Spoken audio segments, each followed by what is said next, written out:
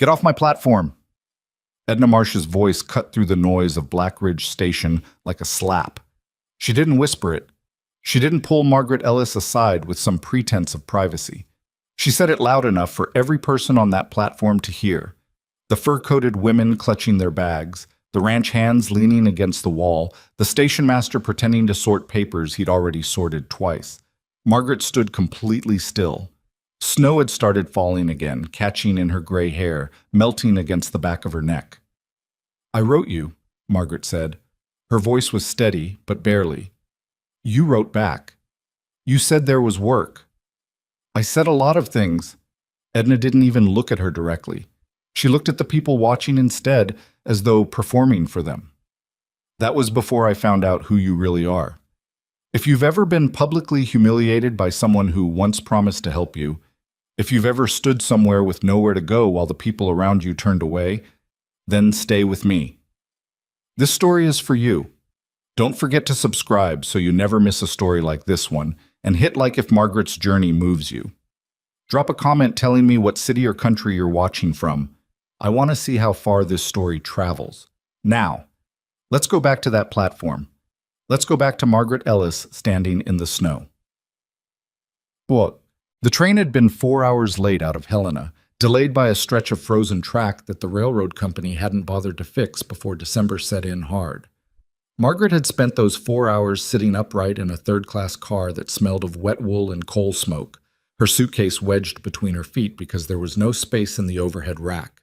The woman beside her had fallen asleep against the window and snored with remarkable consistency. The man across the aisle had eaten salt pork from a cloth wrapper and offered her none. She hadn't minded any of it, not really. She had ridden worse. She had sat in worse silences. What she kept thinking about, through the rattle and the cold and the slow creep of the Montana plains outside the frosted glass, was the letter. She had memorized it by now, though she hadn't meant to. The position is for a seamstress and general household aide, with possibility of expanded duties depending on fit. We are a growing settlement and have need of experienced, capable women. Room and meals provided. Please come as soon as circumstances allow. Experienced? Capable. That was what the letter said. That was what Edna Marsh had written to her in September, back when Margaret was still sleeping on her cousin's parlor floor in Bozeman, trying to figure out what came next after 58 years of a life that had not gone the way she'd planned any of it.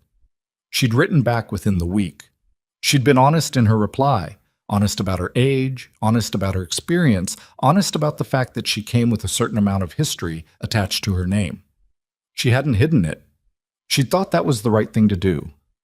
Apparently, it had not been. The train slowed into Black Ridge Station with the particular groan of machinery that has been pushed too hard in cold weather. Margaret stood, straightened her coat, pulled her gloves on. She lifted her suitcase, the old brown one with the brass latches that her husband Thomas had bought for their honeymoon trip 26 years ago, and she moved toward the door with the 12 other passengers climbing off at this stop. She stepped onto the platform, and the cold hit her like a door swung open against her face. Blackridge wasn't much. She'd expected that. A low wooden station building, a water tower that had a crack running up one side, a main street visible through the gap between structures, maybe 30 yards of it, a handful of storefronts, a livery stable at the far end.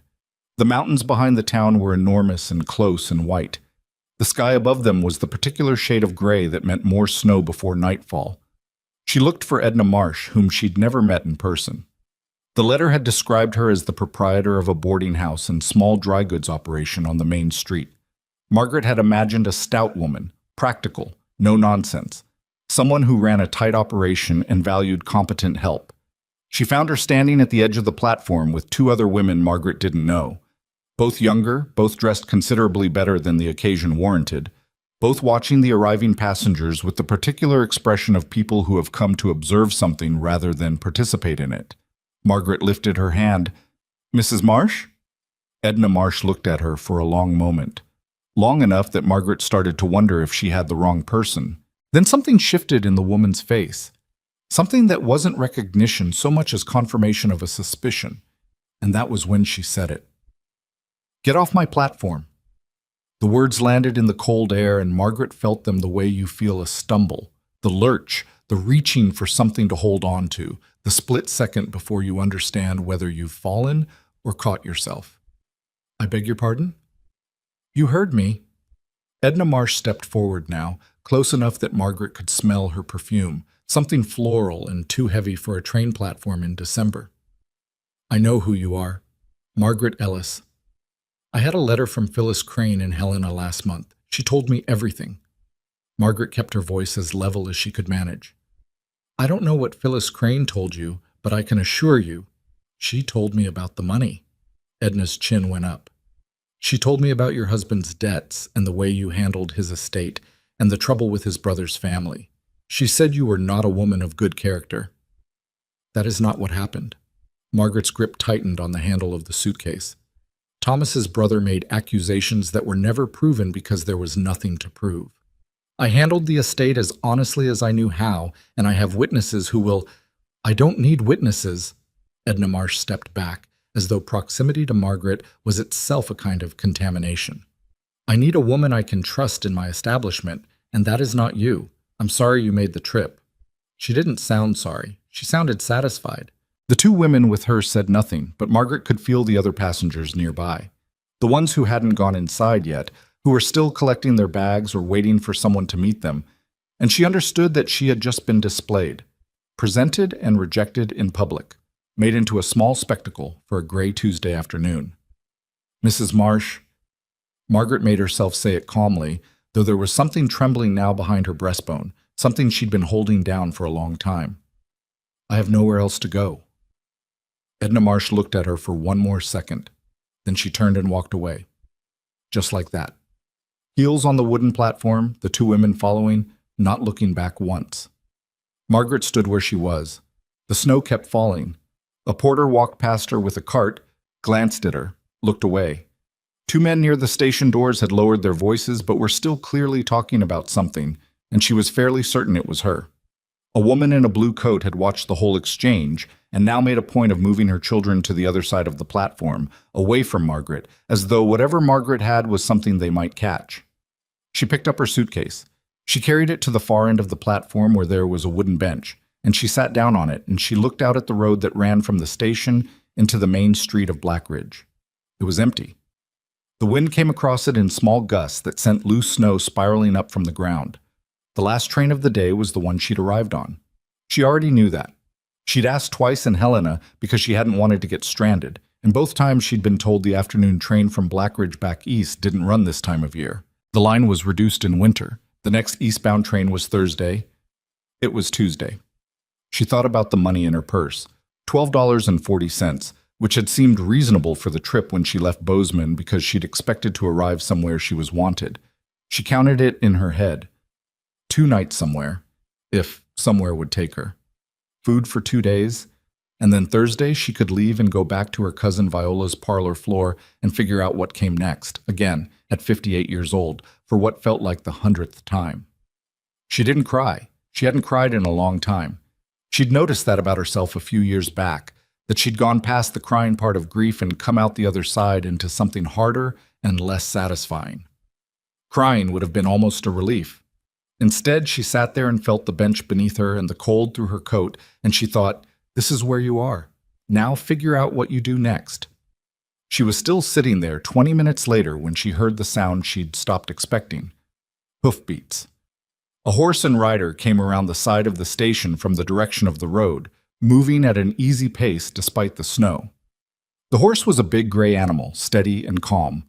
The rider was a man somewhere in his early 50s, she guessed, tall in the saddle, wearing a heavy canvas coat and a hat that had seen genuine weather.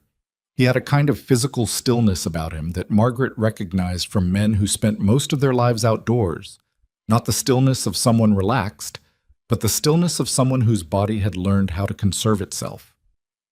He brought the horse to a stop near the hitching post at the end of the platform. He swung down without apparent difficulty and tied the reins.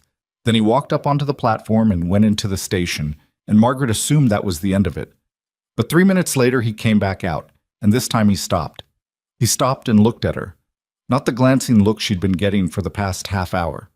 The kind that slid away the moment eyes met. He actually looked, the way you look when you're trying to understand something. You come in on the afternoon train? He asked. Yes? You waiting on someone? She almost said yes. It would have been the easier answer. No, she said instead. He looked at the suitcase. Then he looked back at her. You got somewhere to stay tonight? The direct question caught her off guard. She'd been bracing for more of the sideways treatment she'd been getting, the looking past her, the careful distance. A direct question felt almost aggressive by comparison. I'm working on it, she said. He looked at her with an expression that suggested he could see exactly how well that was going.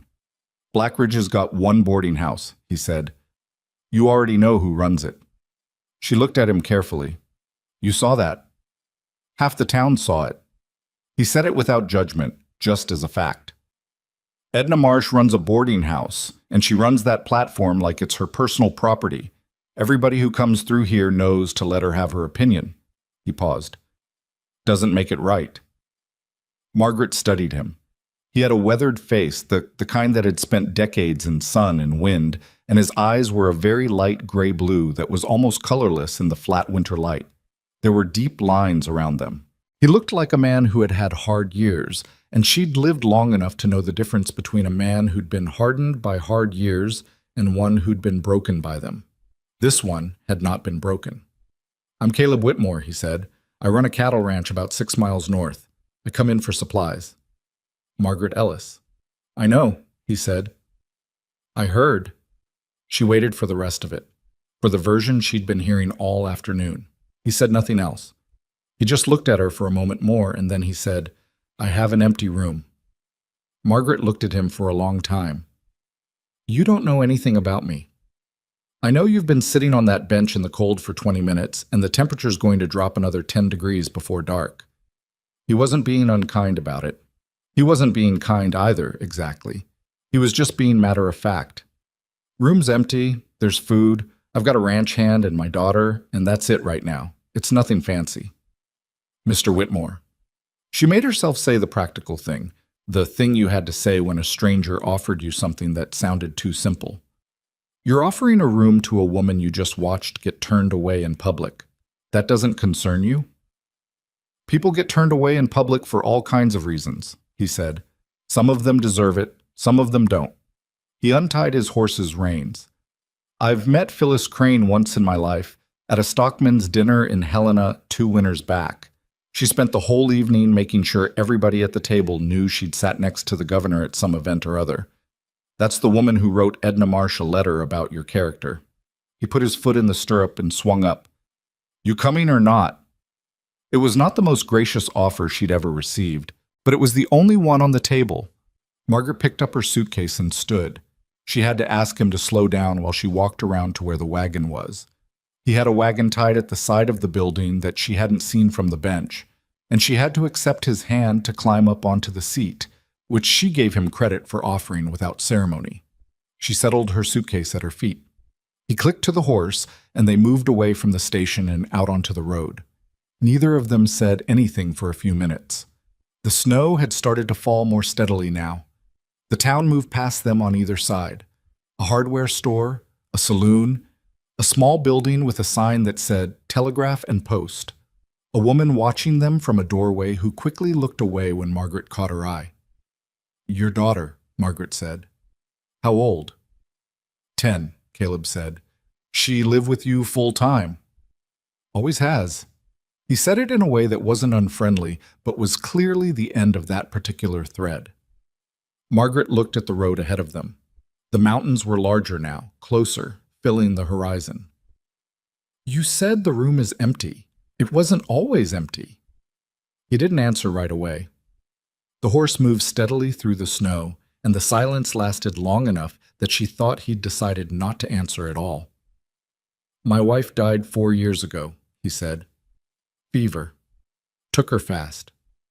He said it with the particular flatness of someone who has recounted a terrible thing enough times that the recounting has become procedural. Room was hers. The whole house was hers, really. She had opinions about how things ought to be done. He paused. Hasn't been used much since then. Margaret said, I'm sorry. 4 years, he said again, as though that were a response, and she supposed it was. They rode in silence for another mile. The road climbed slightly, following the contour of the land as it rose toward the mountains. The wind picked up. Margaret thought about what she was doing. She thought about it with the part of her brain that had kept her practical through things that might have undone someone less stubborn, through Thomas's long illness and the months of nursing him, through the fight with Thomas's brother Robert about the estate, through the year of whispers in their town back in Missouri that had made it impossible to stay, through the slow, grinding process of dismantling a life and trying to carry the essential parts of it west in a brown suitcase. She was getting into a wagon with a man she didn't know and riding 6 miles from a town she didn't know toward a ranch she'd never seen, at 58 years old, because the alternative was the bench in the cold. She thought, this is what it comes to. And then she thought, well, you've made worse decisions. At least this one has food attached to it. She didn't know then what Whitmore Ranch would look like when they arrived. The long approach through the snow, the low stone and timber buildings that hunkered into the landscape like they'd grown there, the smoke from the main house chimney moving sideways in the wind. She didn't know she'd step down from the wagon and have a small girl appear at the doorway of the house, a child with her father's eyes and her mother's unreachable grief, and look at her with an expression that was equal parts hope and wariness. She didn't know that she'd stand in that doorway and feel something she hadn't felt since Thomas died. Not happiness, exactly. Not safety. Something quieter than that. The sensation of a door that wasn't being shut in her face. What she knew, riding in the wagon through the snow, was only what she'd been carrying for the past several years. The knowledge that she was older than most people's idea of useful, that she was a woman who'd been stamped with someone else's story and had not yet found the words to write her own, that she had $12.40 and a suitcase and a lifetime of skills that the world kept finding reasons to tell her it didn't need.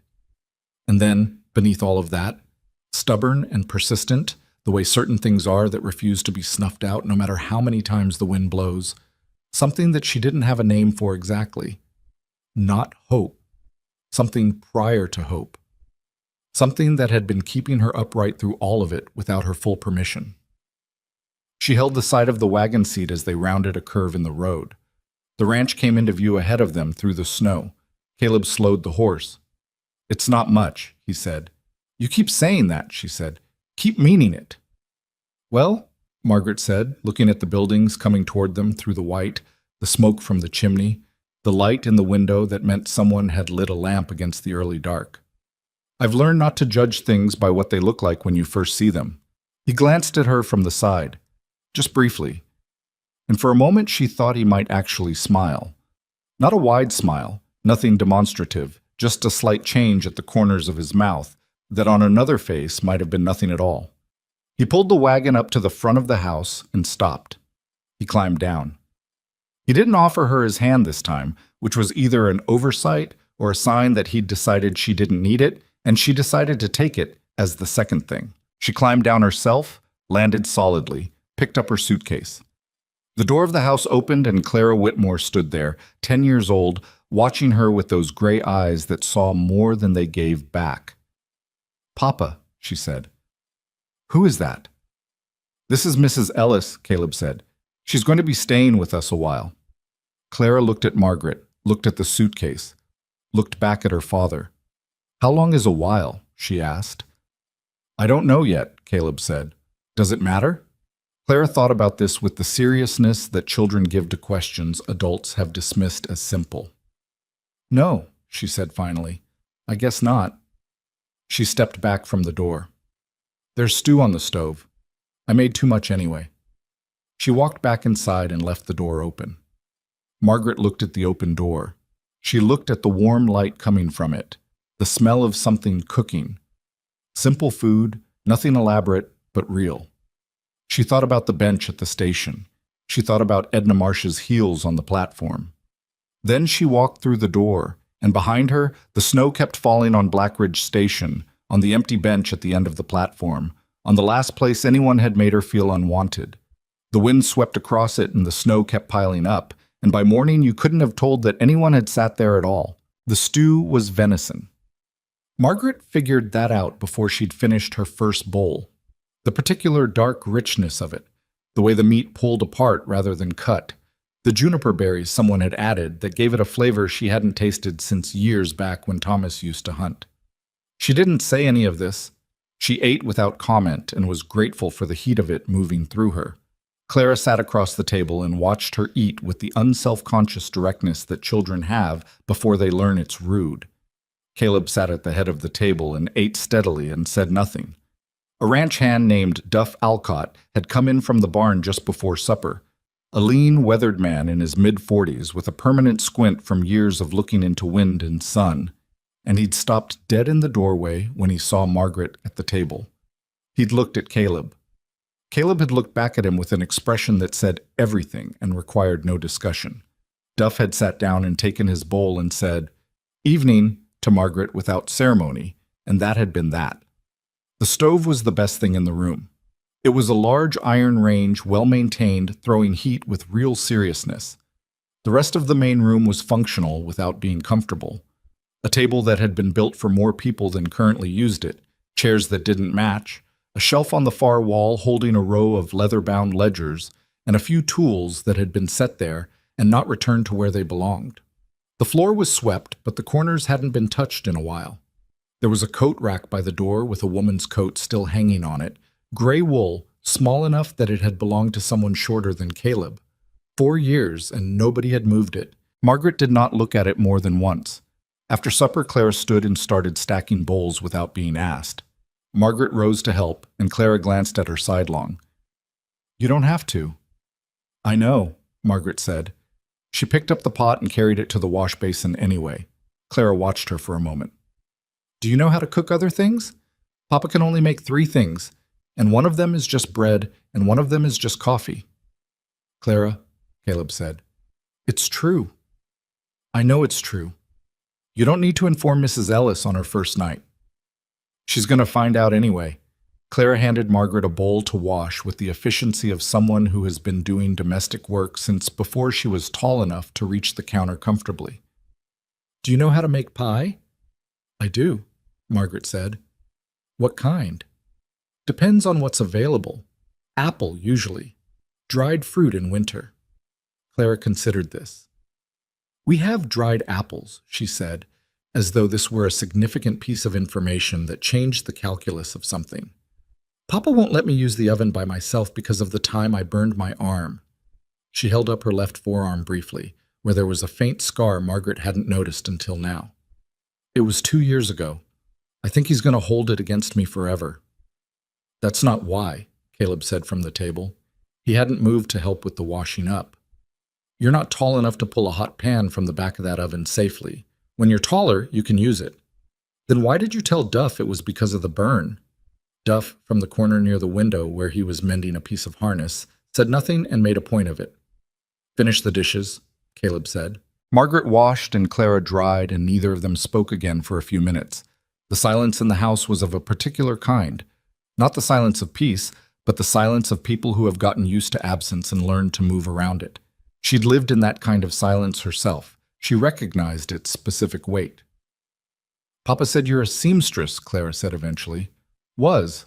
Among other things." "What other things?" "Clara." This from Caleb, the warning note clear. "It's all right," Margaret said. She handed the pot to Clara to dry.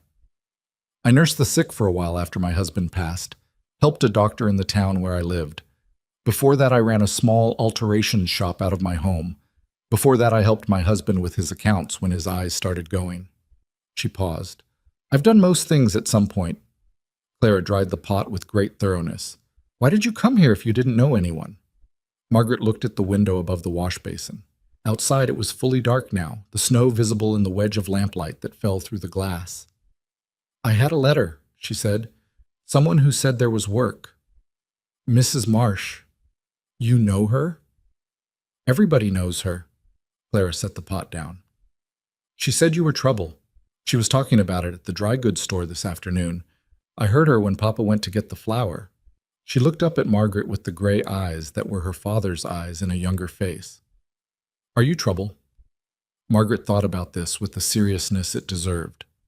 "I don't believe so," she said, "but I've been told I am enough times that I sometimes have trouble remembering who to believe." Clara absorbed this. Papa gets called trouble too sometimes, she said, by Mr. Fenwick at the bank. He says Papa is difficult. Is he? Yes, Clara said matter-of-factly, but being difficult isn't the same as being bad. From the table, Caleb made a sound that might have been agreement or might have been something he'd swallowed wrong. Duff folded his mending, stood, said, "Night," to the room in general, and went out the back to the bunkhouse. Margaret dried her hands. "I'd like to see the room," she said to Caleb. "If that's all right." He pushed back his chair. He picked up the lamp from the table and led her down the short hallway to the left of the main room. There were 3 doors. He opened the last one. The room was small. A bed with a frame made of rough-cut timber, a mattress that looked like it had been remade recently with clean ticking. She noticed that and understood what it meant, that he'd prepared this before leaving for town this afternoon, a washstand with a pitcher and basin, a single window facing north, a hook on the back of the door, and a small shelf beside it that held nothing. It was almost entirely bare, not because it had always been bare, but because the things that had been in it had been removed, carefully and not recently, and what was left was a room waiting to be something again. She didn't say any of this. "It does fine," she said. "Thank you." He handed her the lamp. "There's a stove in the main room that keeps the hall warm. Should be enough." He paused in the doorway. "Breakfast is early, 5:30. You don't need to—" "I'll be up," she said. He looked at her for a moment. "All right," he said, and then he pulled the door closed behind him. Margaret sat on the edge of the bed. She set the lamp on the floor because there was nowhere else to put it. She looked at the room. She had not unpacked. She noticed that. Her suitcase was on the floor, and she'd taken nothing out of it. In every place she'd stayed since Thomas died. Viola's parlor, the boarding house in Bozeman, for the 3 weeks she'd had the seamstress job before the shop closed, the one night she'd spent in a room above a saloon in a town whose name she'd already mostly forgotten. She had never fully unpacked. She always left the suitcase ready, always kept the essential things accessible. She looked at the case for a while. Then she reached down and unlatched it and took out her nightgown. Just that. One thing. She hung it on the hook on the back of the door. It was the first thing she had hung on a hook that belonged to her since she'd left Missouri. She didn't let herself make too much of it, but she noticed it. The next morning she was up before 5. She was up before Caleb, which she could tell because the house was entirely silent and the stove in the main room had burned down to coals that needed building up. She did that first, feeding it small pieces of wood until it caught, then larger ones, then moving to the kitchen to figure out what was in this house that could be made into breakfast. What was in the house was dried beans, salt pork, the remaining dried apples, cornmeal, a small quantity of real flour, eggs from what she guessed was a very small number of chickens given the quantity, coffee, and a collection of canned goods whose labels were in some cases difficult to read. She found a piece of salt pork, started it in the pan, made cornmeal porridge because the pan she needed for eggs was under it, put the coffee on, and had most of it ready when she heard boots in the hallway. Caleb came in and stopped. He looked at the stove. He looked at the table where she'd set out bowls. He looked at her. "I wasn't sure what you had," she said. "I should have asked. I used the salt pork." "That's fine." He sat down slowly, like someone still working out whether he was awake. He accepted the coffee she put in front of him with both hands around the mug. He didn't say thank you immediately. He drank about half of it first. "Clara eat before school?" Margaret asked. "She has to be out by 7:15. Neighbor takes her in the wagon with his kids. There's a school in town, small." "What time does she get up?" "Usually I have to wake her. She won't thank you for it." "Noted." Duff came in at 5:25, looked at the food on the table, looked at Caleb, and sat down without comment. He ate 2 full bowls of the porridge and drank his coffee and said, when he stood up to leave, "That's better than anything we've had in a month." After he left, Caleb said, "He's not wrong." "I assumed as much," Margaret said. She sat down with her own bowl across from him, the way she'd positioned herself at supper, not at the end of the table, not at the corner, across from him, which was a specific choice, and she knew it. "Tell me what needs doing on the ranch." He looked up from his coffee. "You said there was a room and food," she said. "You didn't say I was a guest. I didn't come here to be a guest. I didn't ask you to work for me." I know you didn't. I'm asking. She met his eyes directly. She'd noticed he responded to directness. The sideways approach didn't suit him. I have skills that are useful. I can see already that this house needs things. I'm not going to sit in that room and feel like a burden until Thursday and the next train. So tell me what needs doing. He was quiet for a moment. Something moved across his face that she couldn't quite read. Not irritation, not the suspicion she'd half expected. Something else. Something that looked almost like relief but guarded. Like he'd learned to hold relief at a distance. The hay barn has a section of wall that needs the gaps chinked before the serious cold sets in, he said. Duff and I haven't gotten to it. Cattle need checking twice a day. I do that. There's a breeding record I've been behind on for 2 months. And the house... He stopped. The house, she said. Clara does what she can, he said. She's 10. Duff won't touch anything inside. He said it without judgment, just fact. I do what I remember to do.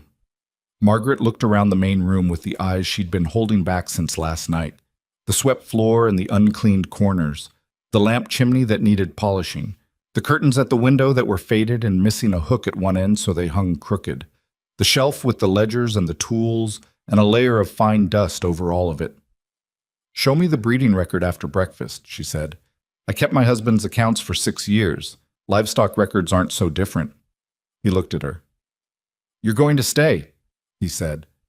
It wasn't a question exactly, but it also wasn't entirely a statement. For now, she said, if that's still all right. I told you the room wasn't temporary. You told me you had an empty room, she said. Those are different things. He considered this. He drank the rest of his coffee. He said, fair enough. And then he got up and went to the shelf and brought back a ledger that had seen significant use, its cover soft and bent at the corners, and he set it on the table in front of her. She opened it and looked at the records inside, but dates, cattle numbers, bull designations, notes in handwriting that had started neat and gotten rougher over the years until the last pages were barely legible. There was a gap, a significant gap. From about 3 years back, the records got sparse, and from 2 years back, they were nearly non-existent. She looked up at him. I know, he said. She didn't push it. She knew what 2 years back meant in this house. She'd seen the coat on the rack. She found an empty page near the end of the ledger and picked up the pen that was lying in the crease of the spine and said, sit down and tell me what I don't have in here and I'll start filling it in. Caleb sat back down. He looked at the open ledger for a moment. Then he started talking. The gaps in those records took them most of the morning to fill, and by the time they'd finished, Margaret had a reasonable picture of the ranch's situation. 240 head of cattle, decent breeding stock, 3 horses beyond Caleb's gray, a hay supply that was adequate but not generous, a grazing situation that worked in mild winters and became a problem in hard ones. Financially, the ranch was what she would have called cautious, not prosperous, not desperate, somewhere in the careful middle that required constant attention to stay there. She asked questions, and he answered them, and she noticed that he answered them fully. He didn't shorten things for her. He didn't assume she wouldn't understand the cattle end of it. He just answered what she asked, and she asked sensible questions because she'd been paying attention to ranchers and their operations for years back in Missouri, and by the end he was looking at her with something that was starting to resemble respect, or at least its preliminary form. Clara came through the main room at 7 and stopped dead when she saw the 2 of them at the table surrounded by the open ledger and Margaret's notes. What are you doing? She asked. Records, Caleb said. You never do records in the morning. Mrs. Ellis is helping. Clara looked at Margaret, then at the ledger, then at her father. Did you eat breakfast? I ate. He usually forgets, Clara told Margaret. He'll say he ate, but sometimes he just had coffee. I had 2 bowls, Caleb said. Go get your coat. Clara went to get her coat. She came back wearing it incorrectly buttoned, and Margaret almost said something and then didn't because it wasn't her place. Not yet, not 3 hours in. Clara grabbed her school bag from the hook by the door and went out into the cold morning, and through the window they heard the sound of the neighbor's wagon pulling up and then pulling away. The house was quiet again. But it was a different kind of quiet than it had been the night before. Margaret noticed that. Something had shifted in it, barely perceptible, the way a room changes when a window is opened even a small amount. She told herself not to make too much of it. The trouble from town arrived 3 days later, which was sooner than she'd expected and later than she'd feared. She was in the barn working on a tear in one of the ranch hands' coats. Duff had a second coat that had been living on a nail for months, waiting for someone to fix the shoulder seam that had come apart. When she heard horses on the road and then voices outside, she kept working. She'd learned early that the smartest response to potential trouble was to stay put and look occupied. The voices were Caleb's and another man's, and the other man was not being quiet about whatever he had to say. She heard the name Marsh. She heard the word reputation. She heard the phrase that people around here have long memories, which was the kind of thing people said when they wanted to make a threat sound like a weather forecast. She focused on the needle and the thick canvas of the coat and the line of stitches she was laying in. After a while, the second voice went away. She heard one set of hoofbeats leaving. Caleb came into the barn 10 minutes later. He stood and looked at her sewing for a moment. "Who was that?" she asked, though she had a sense of it already. "Tom Hensley. He owns the feed store. He's also Edna Marsh's brother-in-law, which accounts for some of the visit." He leaned against one of the stall doors with his arms crossed. His expression was the controlled one, the one that didn't give much away. "He wanted to let me know that some people in town are saying that I've made a poor decision bringing you out here, that it reflects badly on the ranch's character." He paused. That was more or less the whole of it. Margaret kept her eyes on her work. "And what did you say?" "I told him I appreciated him coming out in the cold to share it with me." She looked up. "That's all?" "I also told him that I'd be in on Friday for supplies as usual, and I'd expect his prices to be the same as they've always been." He paused again. "He'll think about it. He may or may not behave himself about it, but he knows I spend more per month at that store than most of his other customers combined." Margaret set down the coat. "You shouldn't have to spend political capital protecting a woman you've known for 3 days." "No," Caleb said simply. "But here we are." She looked at him. "It won't be just Hensley." "I know. There'll be more. There are always more. Once someone starts—" "I know," he said again. "Margaret." He said her name for the first time, and it stopped her. "I've been in this territory for 22 years. I've been managing other people's opinions of my choices for about that long. The ones that came out here before I did built something and then lost it. And the ones that came after me built something, and some of them lost it, and some of them didn't. The difference wasn't usually about whether their neighbors approved of them." He uncrossed his arms. "Hensley will do what he decides to do. So will the rest of them. That's not something I can change by sending you back to that station." Margaret was quiet for a moment. Then she said, "Your daughter. What about her? Will this affect how people treat her at school?" He paused. That one landed differently than the others. She could see it in the way his face changed. "It might," he said. "That matters more than the rest of it," she said. "Yes. So I want you to tell me honestly if it starts affecting Clara. Not the feed store, not what Hensley or Edna Marsh or anyone else thinks about your judgment. If it starts affecting Clara, I need to know." Caleb looked at her for a long moment. "All right," he said. "I will." She picked up the coat and the needle. "Good. Now go check your cattle. You're 40 minutes late." He went. Duff, who had been in the back of the barn the entire time and had said absolutely nothing, came around the corner of the last stall and took down a bridle from the wall hook and said, without looking at her, "He hasn't talked that much in one stretch since I don't know when." "He talks when there's something to say," Margaret said. "That's more than most," Duff said, and went to saddle his horse. The next 2 weeks settled into a rhythm that Margaret recognized as the rhythm of work that has found its proper channel. She was up before 5 every morning. She made breakfast and she kept the house, and she tackled the backlog of mending that had accumulated across the ranch like a form of geological deposit. Things layered and compressed over time until they'd become a feature of the landscape rather than a problem to be solved. She found, in a chest in the hall, a quantity of fabric that had once been meant for curtains or household linens, and she used what was appropriate and set aside what wasn't, and made a list of what the ranch legitimately needed in terms of repair.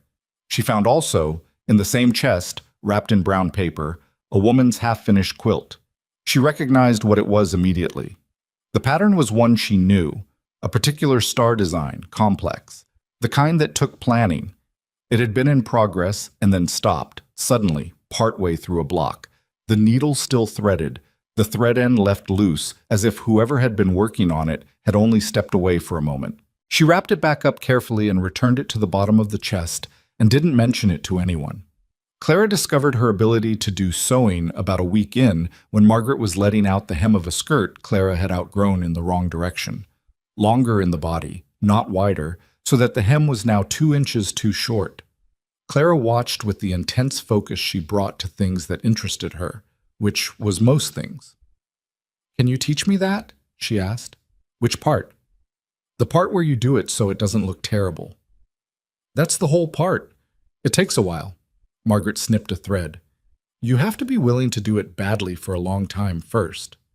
"How long?" "Depends on the person. Months? Maybe longer before it looks like anything." Clara considered this with appropriate gravity. "Can we start now?" "After your schoolwork." "I already did it."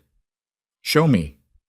Clara went and got her schoolbook, and Margaret went through it and found a subtraction problem with an error in it and pointed at it without comment. Clara looked at it and said, "Oh," and took the book back and fixed it. Margaret looked at the corrected version and said, "Now we can start." She gave Clara a needle and a scrap of fabric and showed her the basic running stitch. Clara's first attempts were uneven and pulled too tight, and she stabbed her finger twice. She did not complain about any of this. She only looked at her uneven stitches and then at Margaret's even ones and said, "Mine look terrible."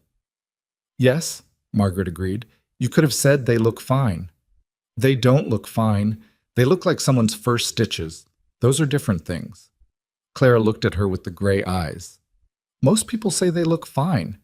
"Most people aren't teaching you to sew," Margaret said. "Try again, slower this time." Clara tried again. They sat at the table by the stove while outside the wind pushed against the walls of the house and the cold settled in for another night. And the lesson went on until Clara's finger was too sore to grip the needle, and Margaret told her that was enough for today. Clara put down the needle and the fabric. Her stitches by the end were still uneven, but slightly less so, and she sat for a moment looking at her work. "Mrs. Ellis," she said. "Margaret." Clara looked up.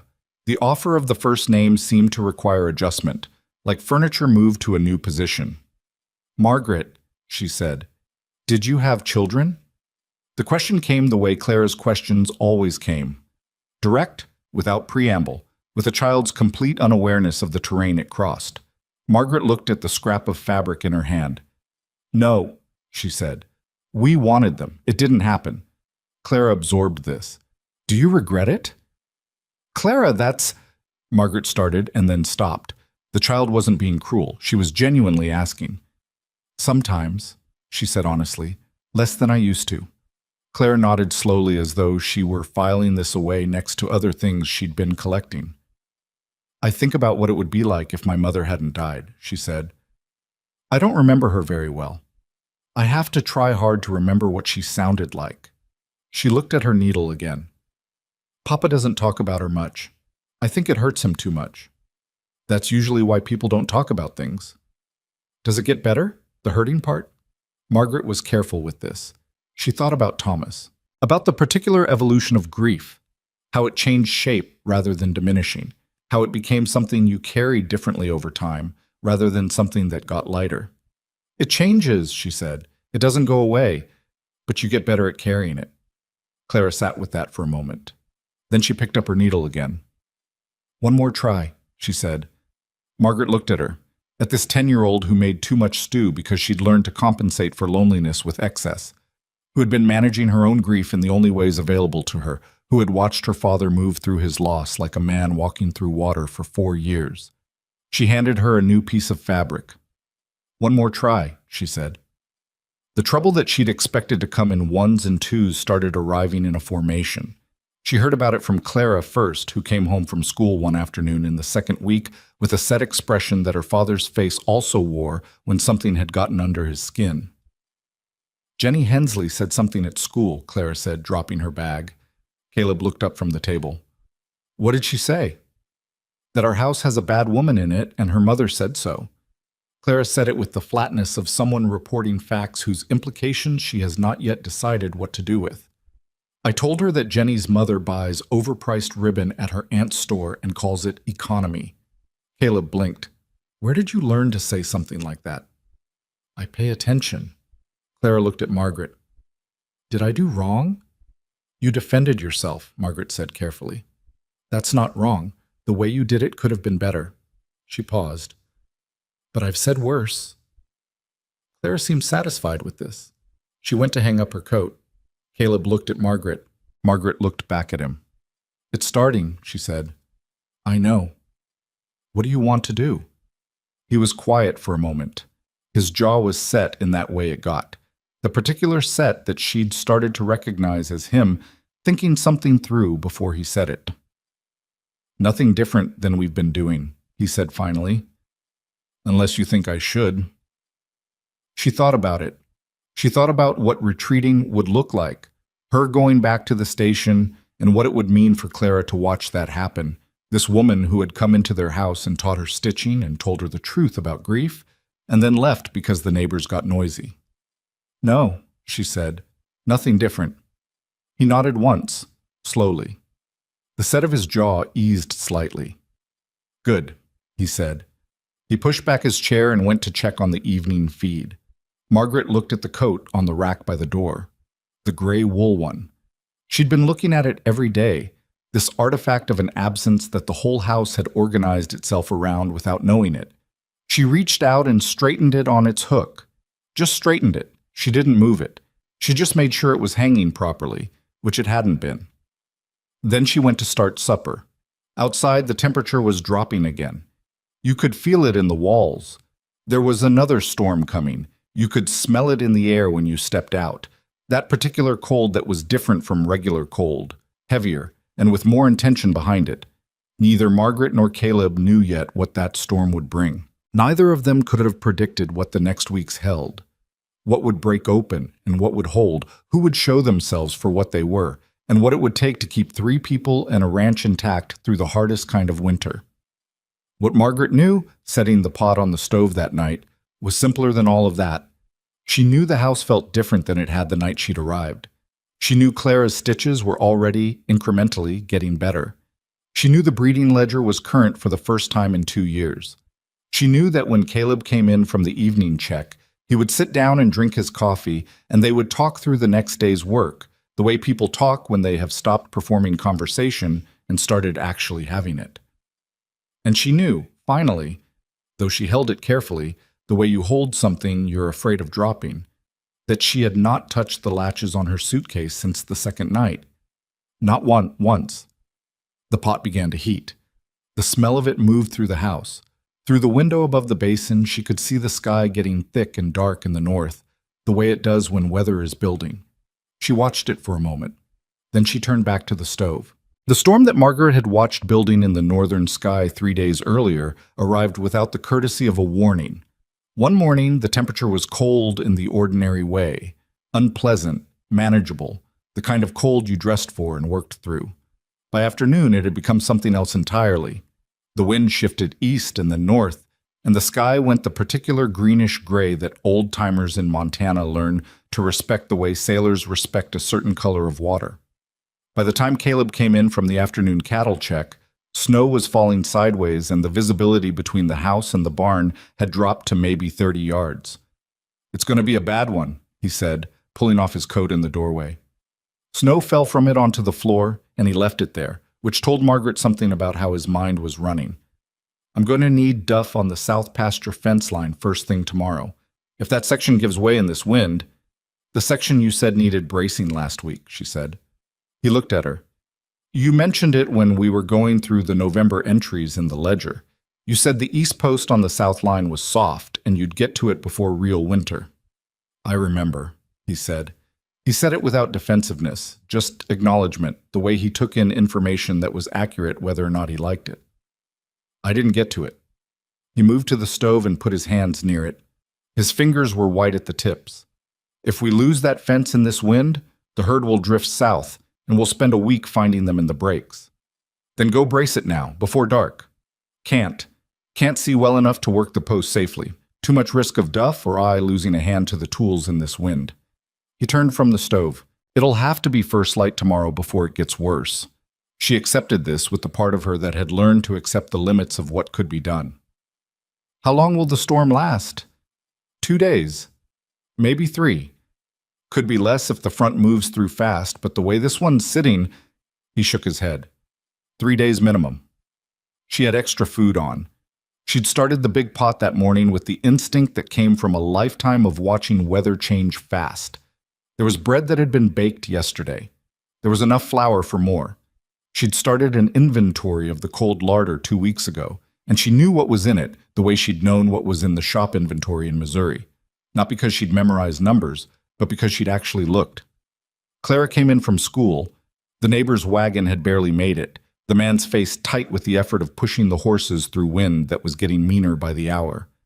She stamped snow from her boots and unwound her scarf, and looked at her father and then at Margaret with the expression she'd developed for situations that required assessment before speaking. Bad? She asked. Manageable, Caleb said. That means bad, Clara told Margaret. Go do your schoolwork, Caleb said. Clara. She went. But she did her schoolwork at the table in the main room rather than in her bedroom, which meant she was keeping herself in the center of things. Margaret understood this completely. The first night of the storm was loud. The wind found every imperfection in the house's construction, gaps at window frames, the place where the chimney pipe met the roof, and spoke through them at volume. The stove worked hard. Margaret was up twice in the night to feed it, and the second time she was up, she stood in the main room in the dark, listening to the storm pressing against the walls, and she thought about the cattle in the south pasture, and the soft post on the fence line, and the particular helplessness of waiting for daylight to know what kind of damage you were dealing with. She thought also about the stranded travelers she'd noticed on the train platform 3 days ago. 2 families and a pair of young men who'd been waiting for the connecting line west. She didn't know if they'd found shelter. She didn't know where they were. She told herself this was not her concern, and it was true, and it didn't help much. She went back to bed and lay awake until 4, and then got up and started breakfast. Caleb and Duff were out before full light to check the fence line, Duff riding one of the ranch horses and Caleb on the gray, both of them layered with everything they owned that would hold off wind. Margaret watched them go from the window and then turned to Clara, who was standing behind her. They'll be back, Margaret said. I know, Clara said, but she stayed at the window until they disappeared into the white. They were back by mid-morning. The fence had held on the post, but 2 sections of wire in a different spot had given way under accumulated snow weight, and they'd spent 4 hours in the wind working wire pliers with cold hands. And Duff's right hand had a bad cut across 2 fingers from the wire that Margaret cleaned and wrapped when they came in, Duff's face gray-white with cold, and the particular expression of a man who is not going to complain about something, regardless of how much it hurts. Can you work the hand? She asked him. I'll manage. That's not what I asked. He looked at her.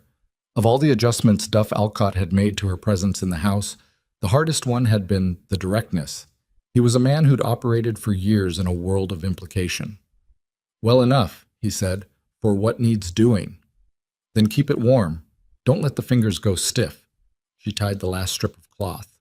If the sensation changes, tell me. Don't wait until morning.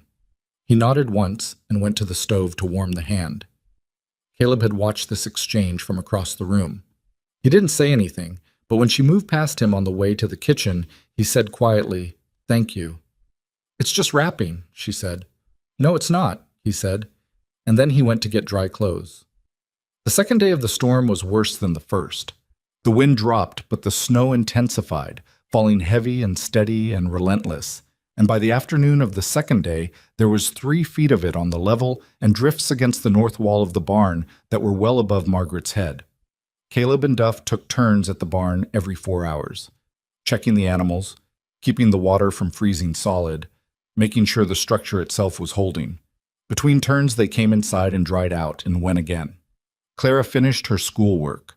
She worked on her stitching, her 3rd piece of practice fabric, her stitches noticeably more even than the first 2. She helped Margaret with the bread, and she read from a book she'd been working through about the American West.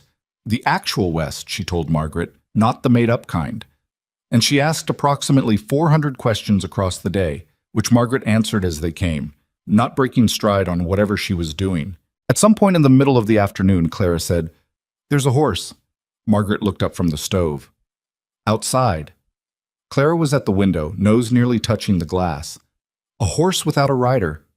Margaret crossed to the window. She looked through the snow-streaked glass and saw, at the edge of the property near the road, a horse, dark brown, saddled, moving in a tight, anxious circle the way frightened horses do, head down and swinging, alone. Her stomach dropped. "Where's your father?" "He went to the barn 20 minutes ago." Clara was already moving toward the coat rack. "Stop." Margaret said it sharply enough that Clara stopped. "You stay here, you hear me? You stay in this house. But the horse, I'll get your father. You do not go outside." She held Clara's eyes until she saw the compliance there. Not happy compliance, but real compliance, the kind that meant the instruction had actually landed. "Promise me." "I promise," Clara said, "but please hurry." Margaret pulled on her coat and boots and pushed out into the storm. The cold was an assault, not the daytime cold they'd been operating in. This was something past that, the wind having found a second energy in the late afternoon, and the snow in her face was like needles. She bent her head and pushed for the barn, 30 yards that took longer than they should, because the drifts between the house and the barn were thigh-high in places, and she had to pick her way through them. She hit the barn door with her shoulder and pushed inside. Caleb was at the far end checking the water trough. He turned when she came in. "There's a loose horse on the road," she said, catching her breath. "Dark, saddled, no rider." She watched the change move through him, the assessment, the decision, faster than thought. "How long has it been there?" "I don't know. Clara saw it." He was already reaching for his coat, which he'd hung on the stall rail. "Stay here," he said. "Caleb." She said his name the way she'd heard Clara say it, the way it carried weight in this family. He stopped. "Where is Clara?" "In the house. She promised." Something in him eased, fractionally. "All right." He pulled his coat on. "There's a maintenance cabin about 1.5 miles north, along the old rail right-of-way. If that horse threw a rider in this weather, they could be out there in this," she finished. "Yes." "Then you need someone with you." "Margaret, you need someone with you," she said again. "A person down in this cold, 1.5 miles out. You cannot bring them back and manage a horse. That's too many things for one person." She was already pulling her scarf tighter. "I know what cold exposure looks like. I nursed it in Missouri. I know what to do when someone's been down too long." He looked at her. She could see him calculating the distance, the risk, the alternatives, the fact that Duff's hand was wrapped, and the man was already on the edge of what his body could do today. "You'll do everything I say," he said, "within reason."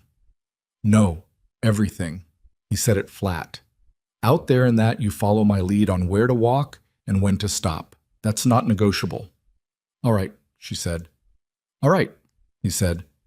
He grabbed a length of rope from the wall. "Stay close." They went out into it. Margaret had told herself she knew winter. She'd lived through Missouri winters and the 2 Montana winters since she'd been in the territory, and she'd thought she understood what it meant to be cold. What she discovered in the first 50 yards north of the barn was that she had been wrong in the specific way that people are wrong about things they've never actually experienced at their outer limit. The wind out of shelter was a different force entirely. It had intention. It pushed against her chest and her face with a physicality that was almost offensive, as though the air itself were hostile, and the snow it carried was no longer falling so much as flying, horizontal and dense, and finding every edge of clothing. Caleb moved ahead of her at a pace that was measured and deliberate, not fast, picking the way with the knowledge of a man who had walked this ground 1,000 times and knew where it would betray you. He kept looking back. She kept moving. She focused on his back in the white and put one foot after the other. The horse was still there on the road, or near enough. It had moved 20 yards south but was still circling, and when Caleb came near it, he moved slowly, talking in the low, even voice that worked on animals the way it sometimes worked on people, and he got close enough to take the bridle and then stood with it for a moment, letting the animal settle. The tracks were already half filled in with snow, but there were tracks. She could see them leading north, the double line of hoofprints and something else, something heavier and irregular alongside them. Someone was walking with the horse, she said, raising her voice against the wind. Or being dragged. He wrapped the horse's reins around his hand. Come on. They followed the tracks north along the road. The wind was behind them now, which was better, but the going was hard and slow through the drifts. They didn't talk. There was no point in talking. The wind took the words before they could travel. Margaret counted her steps because it gave her mind something to hold on to besides the cold. Caleb stopped. Ahead, the outline of a building came visible through the snow. Low, rectangular, timber-built, the maintenance cabin he'd mentioned. The door was partly open, moving in the wind. He went first, pushing the door wide, and Margaret came in behind him and pulled it shut. The cabin was dark and smelled of old coal and damp wood, and the particular closed smell of a space that hasn't been opened in months. There was a small stove in one corner, cold, a table, 2 rough bunks against one wall, a stack of firewood, dry, against the opposite wall. On the floor, huddled in the corner near the stove, was a girl. Margaret's heart seized. Clara. But it wasn't Clara. The girl was slightly older, 12 or 13, she thought, and she was not from this ranch. She was wearing clothes that were soaked through, her coat clearly inadequate for what she'd been in, and her face was the particular bloodless color that meant she'd been cold for too long. Her eyes were open and she tracked them coming in, which was a good sign, but she was shaking so hard her teeth were knocking together audibly. Hey, Caleb said, going to one knee in front of her. Hey, can you hear me? Yes, the girl said. The word barely came out. Are you alone? No. She pointed toward the door, which meant toward the road. My father, he went for help. The horse, the horse got loose and he said, stay here, but it's been... She stopped. The shaking took over. How long? Margaret asked. I don't know, a long time. Margaret was already moving to the firewood. She'd seen the tinderbox on the shelf above the stove on her way past it. She was calculating what she had to work with. Dry wood, a tinderbox, a stove, 2 bunks, the extra coat she'd grabbed when Caleb wasn't looking because some part of her had known. She hadn't known this specifically, but she'd known that you go out into a storm prepared for more than you expect. Start the fire, she said to Caleb. I'll take the horse and look for the father. Caleb looked up at her. You're not going back out alone. She can't ride. You can't leave her alone in here, and the fire isn't lit yet, and someone is out there. She said it directly, the way he'd taught her by example to say things in this house.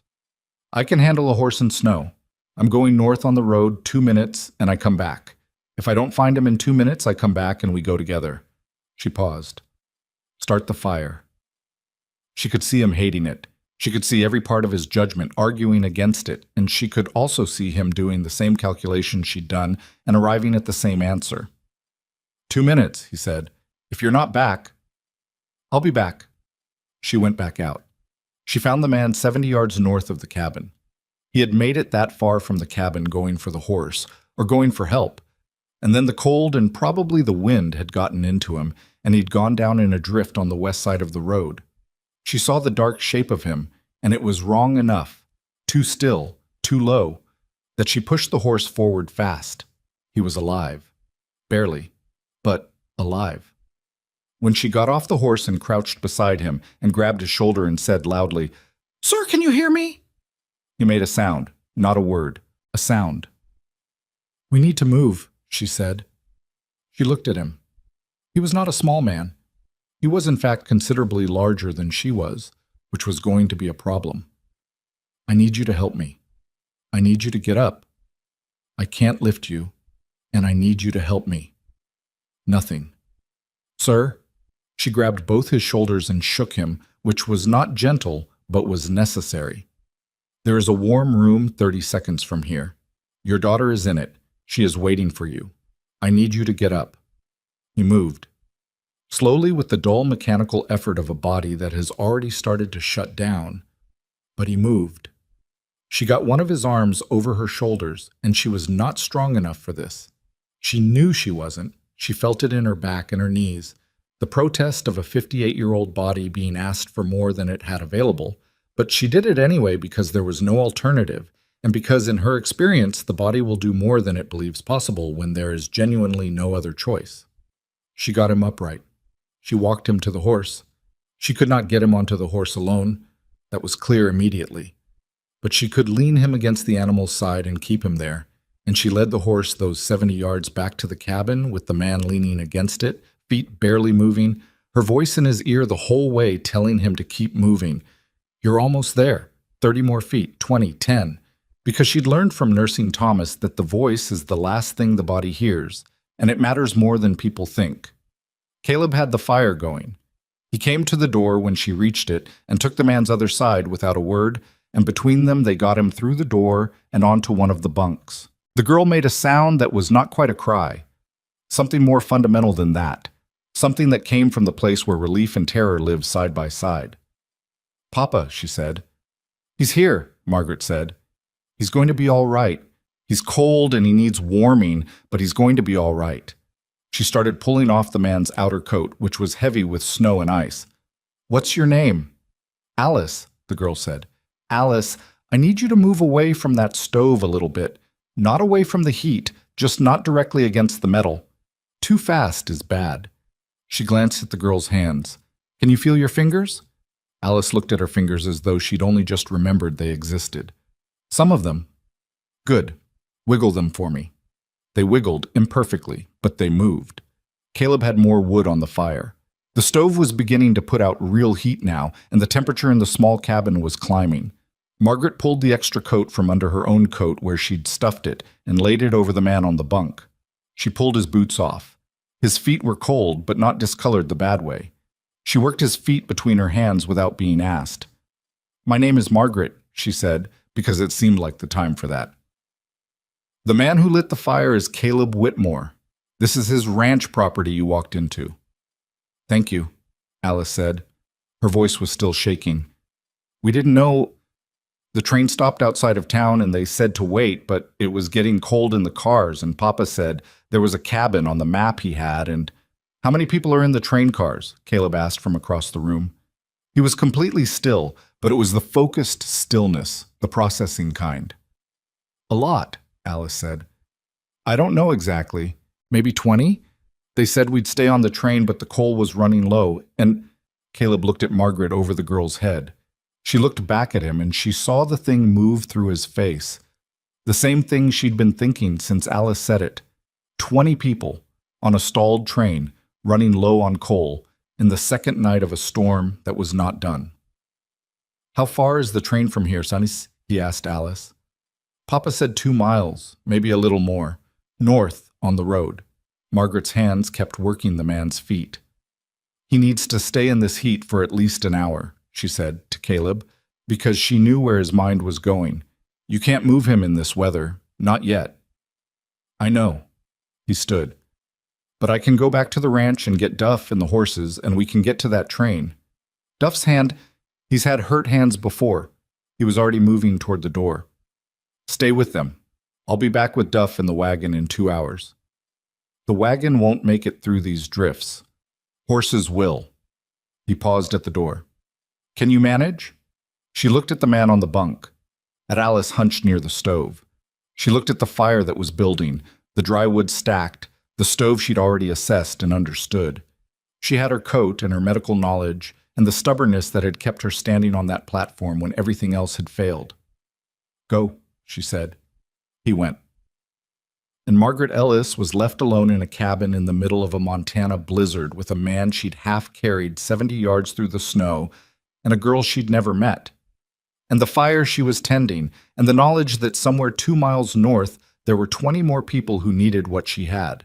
She set Alice to holding a piece of warm cloth, heated near but not on the stove, against her father's hands while she worked his feet more carefully, checking the color, the response, the sensation as it returned. The man, his name was George, Alice told her, George Talbot, a carpenter out of Chicago heading west for work, began to come back slowly, the shaking replacing the terrible stillness, which was progress even though it looked worse. "Am I going to be all right?" he managed, around 40 minutes in. "You'll be sore tomorrow," Margaret said. "Your hands and feet are going to hurt as they warm up. That's normal. It means the feeling is coming back. My daughter. She's fine. She's right here. Alice, from the other bunk where Margaret had finally made her sit down, said, I'm here, Papa. He closed his eyes. I told her to stay in the cabin, he said. I told her not to go out. She didn't, Margaret said. She waited. She did everything right. He was quiet for a moment. The horse threw me, he said. Coming up from the train, the horse, I'd borrowed it from someone at the train. One of the passengers had a horse in the stock car.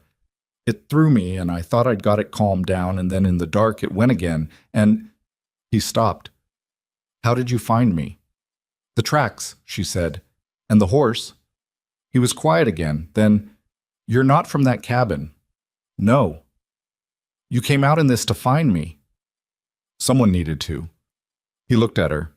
He had a broad face, an honest face, the kind that showed everything it was thinking with minimal filter. Ma'am, he said, I'm going to be thanking you for a long time. Wait until you can feel your feet before you make promises, she said. But it came out less brusque than she'd intended. She fed the fire. She kept the temperature steady.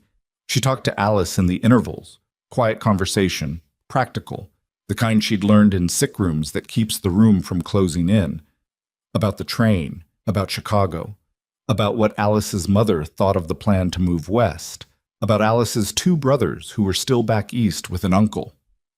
Alice talked the way young people talk when they've been frightened and the fear is receding and they need the sound of words to confirm that everything is still real.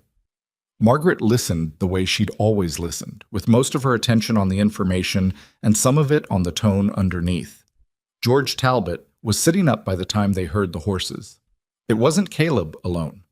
Caleb had gone to the ranch and gotten Duff's wrapped hand and all, and then the two of them had gone north to the train before coming back, and they brought back not 2 passengers but 8, the most vulnerable ones, the ones the conductor had identified as needing shelter before the coal gave out entirely. 2 older women who had been sharing one coat between them, a family with a child younger than Alice, 2 men whose inadequate clothing had made them the conductor's greatest concern. They came into the cabin in a mass of cold and noise and relief, and the cabin, which had felt barely large enough for 3, somehow absorbed them all. Margaret moved through them with the practiced efficiency of someone who has triaged before, checking hands, checking faces for the white patches of frostbite, directing people to the heat with the specific instruction not to put cold limbs directly against the stove, using the extra blankets that Caleb had strapped behind his saddle to layer people onto the bunks and the floor. Caleb watched her work from the door. She was aware of him watching, but didn't stop to acknowledge it because there were still hands to check, and a child who was crying from the pain of warming fingers, and a woman who needed to be talked down from a state that was close to panic. Duff went back out with Caleb to bring in the remaining passengers from the train in relays. It took 3 trips. It took most of the night. The cabin that had been built to shelter 2 or 3 railroad maintenance workers held, by the time the last group came in, 17 people and 2 ranch hands and a woman from Blackridge who'd been turned away from a platform 3 weeks ago. Among the last group Caleb brought in were 2 women Margaret recognized. She didn't say anything when she saw them. Edna Marsh's companions from the platform, both of them, bundled in furs that were now soaked and completely failing at their purpose, their faces stripped of every advantage of dress and position, reduced to the baseline of human beings who are cold and need warming. One of them looked at Margaret and recognized her. She saw it happen in the woman's face, the flash of it, the complicated thing that recognition is when it comes at a disadvantage. Margaret said nothing.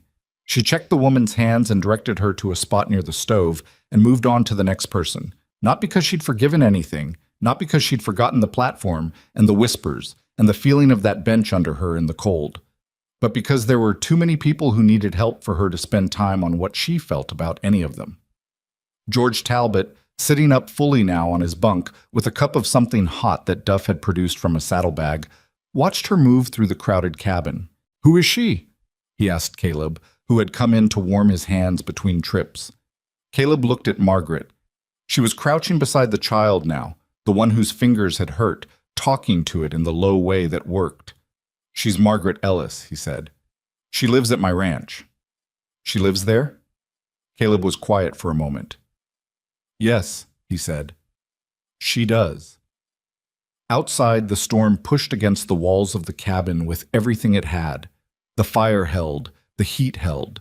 The people in the cabin, strangers and near strangers, and a woman, two of them had publicly turned away, held, packed in against each other by necessity, which is sometimes the only way people allow themselves to close the distance. Margaret kept the fire fed through the night. When people fell asleep, she adjusted their coverings. When someone woke from cold or anxiety, she was there. She did not sleep. There was too much to do, and she had, in her life, gotten good at going without sleep when going without was what the situation required. Somewhere near 3 a.m, in a brief quiet interval when most of the cabin was asleep and the storm had dropped a degree or two in intensity, Caleb came and stood beside her at the stove. He didn't say anything for a moment. He just stood there, warming his hands, and she stood beside him doing the same. "The man you carried in," he said quietly. "George Talbot." "Yes." "He told me what you did, getting him up from the drift." "It wasn't graceful." "He said you talked the whole way, told him his daughter was waiting, told him to keep moving." She said nothing. "That's the thing that got him up," Caleb said. "He told me." The voice. "He said he almost didn't get up, and then he heard you say his daughter was waiting, and that's the thing that got him moving." He was quiet for a moment. "That matters, knowing what to say." "I knew because someone said it to me once," Margaret said. "When Thomas was very sick and I was running low the way George Talbot was running low. Someone told me that he needed me, and that was the thing that got me up." Caleb turned and looked at her. She met his eyes, and then looked back at the fire. "You learn what works," she said, "and then you use it." He was quiet for a long time. The fire popped. One of the sleeping passengers shifted and settled again. "The woman near the window," he said, "the one in the wet fur coat." "I know who she is," Margaret said. "She looked at you when she came in." "I know. You helped her anyway." "She had cold hands," Margaret said. "Cold hands are cold hands regardless of who they belong to." Caleb was quiet again. Then he said very quietly, so only she could hear it, "I'm glad I stopped at that station." Margaret looked at the fire. She thought about the bench. She thought about the suitcase beside the bed at the ranch, closed for 3 weeks now, the latches untouched. "So am I," she said. And they stood there together in the warmth they'd made, while outside the storm did its worst, which turned out to not be enough. The storm broke on the 3rd morning. It didn't end dramatically. No sudden clearing, no sunlight cutting through in a single moment. It just stopped, the way exhaustion stops a person, gradually and then completely, the wind dying off by degrees through the early hours until by dawn there was only stillness and the enormous silence that follows heavy snow. The kind of silence that has weight to it. Margaret knew it had broken before she saw it. She felt it in the cabin walls, the absence of pressure, the change in how the stove drew air. She was awake already. She hadn't slept more than 2 hours in the entire 3 days. She stood at the cabin door and pushed it open and looked out. The world was white in every direction, white and still and brutally cold, but clear. The sky to the east had gone the pale gray pink of early winter dawn, and the snow on the ground caught it and threw it back, so that the light seemed to come from everywhere at once. The road north toward where the train sat stalled was visible now, marked by the broken trail Caleb and Duff had made across the night's relays, churned and deep but passable. She stood there breathing the clean air for a moment. Then she went back inside to start the process of moving 17 people back to the train and then into town. It took the better part of the morning. Caleb and Duff made 2 more trips with horses. George Talbot could walk, slowly, with his daughter beside him, and Margaret's instructions in his ear about keeping his hands from the cold as much as possible and getting to a proper doctor as soon as they reached Black Ridge. The 2 women in the inadequate fur coats went in the first group. Margaret helped them into their coats without ceremony and pointed them toward where Duff was waiting with the horses and said, "Stay with the group." And they did, without once meeting her eyes. The family with the small child went with Caleb. The child had recovered completely, the resilience of young bodies being what it is. She was talking steadily and trying to touch everything within reach by the time they left, and her parents looked like people who had aged 10 years overnight and were profoundly grateful for it. By 11 in the morning, the cabin was empty except for Margaret and the cold residue of everything that had happened in it. The flattened bedding on the bunks, the coffee-stained cups, the firewood reduced to a modest stack that she replenished from the outside pile before leaving because that was what you did with a cabin that had served you. You left it better than you found it. She banked the stove carefully so it would hold some heat but not burn without supervision. She straightened the blankets. She picked up what was clearly someone's lost glove from under one of the bunks and set it on the table where it could be seen. Then she walked out and closed the door. Caleb came back for her with the gray horse. He didn't say anything about the state of the cabin, but he looked at it when he arrived, and then at her, and she could see him noting it, the way he noted things. Quietly, without comment, filing it away. "Everyone's at the station," he said. "The railroad company sent a crew out from Helena on a work train when the storm broke. They're clearing the line." He paused. "Should have the passengers moving again by afternoon." George Talbot. "At the station? I asked the station master to find him a fire." He held out his hand to help her up behind him on the horse. "His hands are going to be fine, the doctor thinks." She took his hand and got up. She was tired in a way that had gone past the ordinary feeling of tired into something more structural, a weariness in her bones and her back and behind her eyes. But the kind of tired that comes after something finished, not the kind that accumulates without resolution. They rode back south toward Black Ridge. The snow on the road was deep, and the horse moved carefully, and they were close enough that she could feel his coat against her shoulder and the steady warmth of another person after a long, cold night, and neither of them said anything for a while. "Clara," Margaret said eventually. "She's fine. Mrs. Peterson from the neighboring farm came over yesterday afternoon when we didn't come back. She stayed the night with Clara." He paused. "Clara was not happy about needing a sitter." "No," Margaret said. "I imagine not." She kept the stove going herself and made bread. Real bread, not what she usually makes. He said it with something in his voice that wasn't quite pride, but was in the neighborhood of it. "Mrs. Peterson said she bossed her around the whole evening about the proper way to do it." "She's been paying attention," Margaret said, "apparently." The horse picked its way through a deep drift, and Margaret held Caleb's coat and didn't think too hard about any of it. Black Ridge came into view ahead of them, the building small and dark against all the white, smoke rising from chimneys, the water tower with its crooked crack, the station at the end of the road. Even from a distance, she could see there were more people out than usual. The storm's end bringing everyone outside to assess, to talk, to do the thing that small communities do after shared difficulty, which is to collect and account for one another. She could also see as they got closer that some of those people were looking in their direction. They stopped at the hitching post near the station. Margaret climbed down from the horse, less gracefully than she'd have liked. Her legs had stiffened in the cold, and Caleb got down and tied the reins. He put his hand briefly under her elbow as she found her footing and then took it away, the gesture so brief it was almost not there. The station platform had people on it, passengers from the stranded train, some of them. She recognized faces. The two women from the fur coats were there, standing near the station doors, talking to a woman Margaret didn't recognize in a manner that suggested they were recounting something. There was George Talbot, his hands wrapped, sitting on a bench with Alice beside him, and when he saw Margaret come up onto the platform, he stood immediately. "Mrs. Ellis," he said. "Mr. Talbot, sit down, please. Your feet need rest." "I'll sit when I've said what I need to say." He looked at her steadily. He was a broad, square-faced man, and she could see in his face exactly what he intended, and she braced herself slightly for the shape of it, the gratitude, which she had never learned to receive well. "You saved my life out there, you and Mr. Whitmore." He looked at Caleb too, then back to Margaret. "I've been alive 51 years, and I've had cause to thank people, and I've not always done it properly.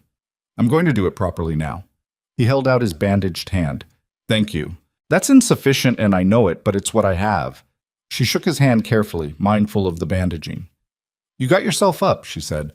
"I just reminded you why." "That's what getting someone up is," he said. "That's the whole of it right there." He released her hand. "If you ever find yourself in Chicago, you have a roof and a meal at my table. I mean that." "I'll remember," she said. and she found, to her mild surprise, that she meant it.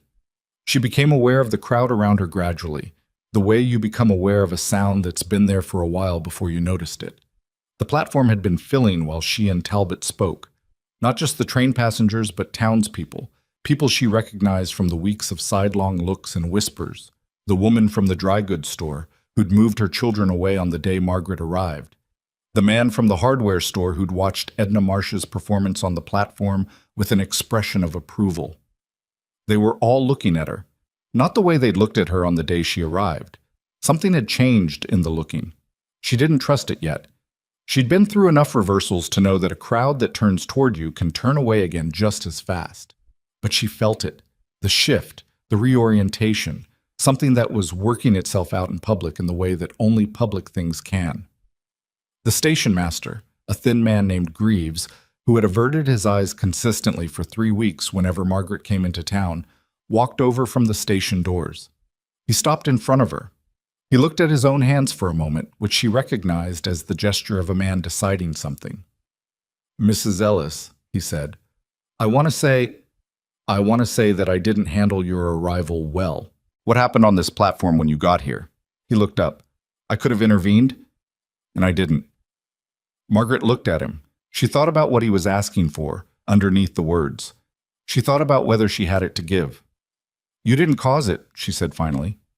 "No," he said, "but I watched it happen and said nothing, and that's its own thing." He put his hands in his coat pockets. "I'm sorry for it." She nodded once. He nodded back and moved away, and she understood that this was the version of an apology available to a man like Greaves. Not effusive, not performative, just honest and short and real. Caleb, standing 2 feet behind her, said nothing. She was grateful for that. What she was less prepared for was Edna Marsh. She saw her before Edna Marsh saw her. The woman coming out of the station doors with the expression of someone navigating a situation she had not fully accounted for. Edna Marsh had clearly heard the account from her companions. She had clearly been working out her position through the morning. She had clearly arrived at something, and Margaret stood still and waited to see what it was. Edna Marsh walked across the platform and stopped 4 feet from Margaret, which was close enough for conversation and far enough to feel deliberate. "Mrs. Ellis," she said. "Mrs. Marsh." The woman looked, if she were honest about it, like someone who had not slept and had spent the sleepless hours in something unpleasant. Her face was arranged in a way that was trying for dignity and landing somewhere just short of it. "I've been told what happened at the cabin last night, and before that in the storm. It was a difficult night for everyone," Margaret said. "My companions—" Edna Marsh stopped, started again. "The people I was traveling with told me how you managed things, kept everyone warm, kept everyone together." She paused. "They said you helped them without—" Another pause. "Without saying anything about who they were or how they'd behaved." "Cold is cold," Margaret said. "What people did on a train platform 3 weeks ago doesn't change what they need in a snowstorm." Edna Marsh looked at her for a long moment. Margaret watched the calculation move through the woman's face. The pride, the stubbornness, the thing underneath those that was something more complicated. She had the sense of someone who had built her position in this town out of the management of reputation, other people's and her own, and was now confronting the cost of that management in a way she hadn't chosen and couldn't fully control. "I made a judgment based on a letter," Edna Marsh said. "That was wrong. I said it in public, and that was worse." She said it quickly, the way people say things that cost them, getting through it as fast as possible. "I'm not asking you to forget it." "I won't forget it," Margaret said. She said it without heat, just as a fact, the way Caleb stated facts. "But I don't carry it the way I used to carry things like that.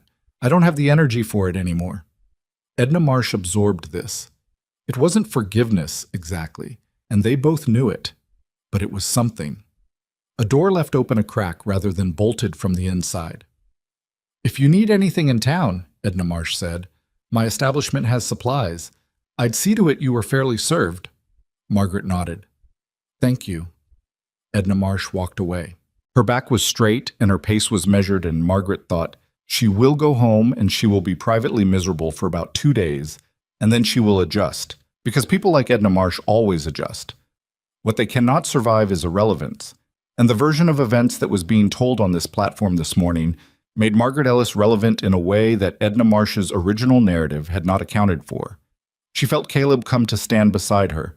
She could tell it was him without looking from the particular way he moved, the weight of his footsteps, the stillness he brought with him. "You all right?" he asked. "Tired," she said. "But yes." "We should get back to the ranch." He said it carefully. Not a command, a suggestion that was also an offer. She looked around the platform one more time. The passengers from the train were beginning to sort themselves. The work crew from Helena had cleared enough of the line, apparently, that the train would be moving within the hour. There were people boarding, people collecting their bags, people saying the things that get said when strangers who've been through something together are about to scatter and never see each other again. George Talbot caught her eye across the platform and raised his bandaged hand. Alice, beside him, waved with the natural ease of a young person who hasn't yet learned to restrain such things. Margaret raised her own hand.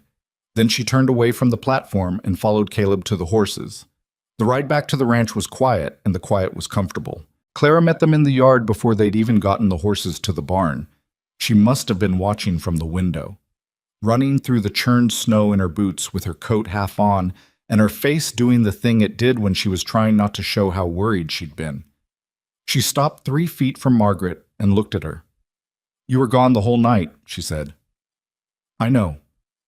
Mrs. Peterson said not to worry, but she kept looking out the window, too. "I'm sorry you were worried," Margaret said. "There were people who needed help, and we couldn't leave until we were sure they were going to be all right." Clara looked at her father, who had dismounted and was leading the gray toward the barn. "Papa, too?" "Papa, too." Clara looked back at Margaret. She was doing the assessment, the same one she did every time she walked into a room, tallying what she saw against what she expected. Margaret was tired and cold, and she had snow in her boots, and her hair was a disaster, and she was standing in the yard and the suitcase was inside the house, and she was not thinking about the suitcase at all. "Come inside," Clara said. "I made bread. I made too much because I was anxious, but it's real bread this time." She turned and walked toward the house. Then she stopped and looked back over her shoulder. "You should probably come in soon because you look cold and you're not 20. "I'm aware," Margaret said. "I'm just saying." "Clara." "Yes?"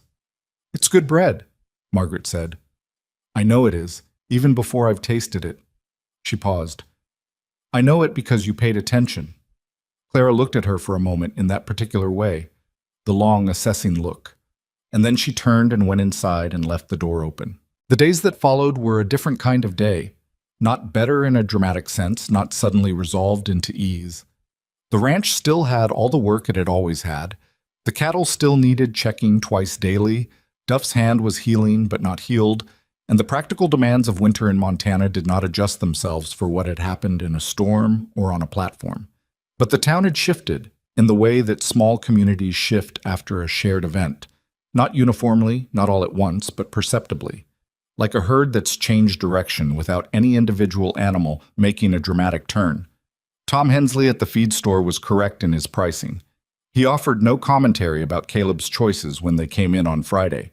He loaded the supplies himself, which he hadn't done before, and said as he was finishing, "Heard you were out in that storm helping the train passengers," in the direction of approximately the middle distance, not quite looking at either of them.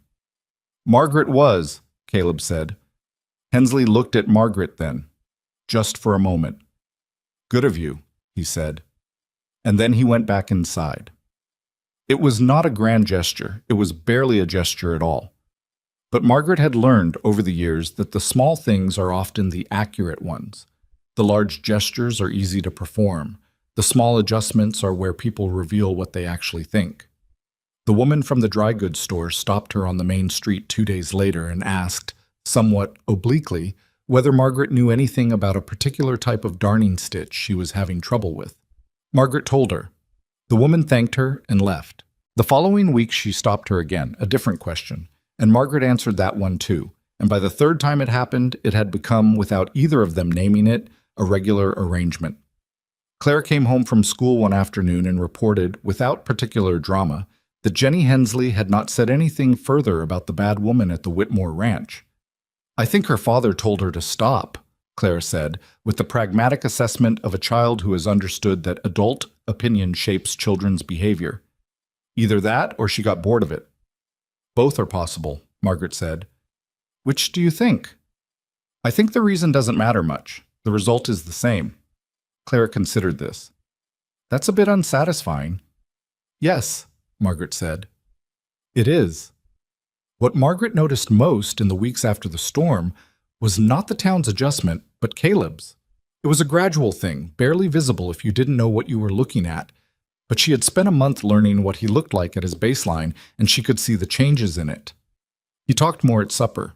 Not a great deal more. He was not a man who talked for the sake of filling space, and she didn't want him to become one. But the silences at the table, which had been the weighted kind, the kind that pressed down, became ordinary silences.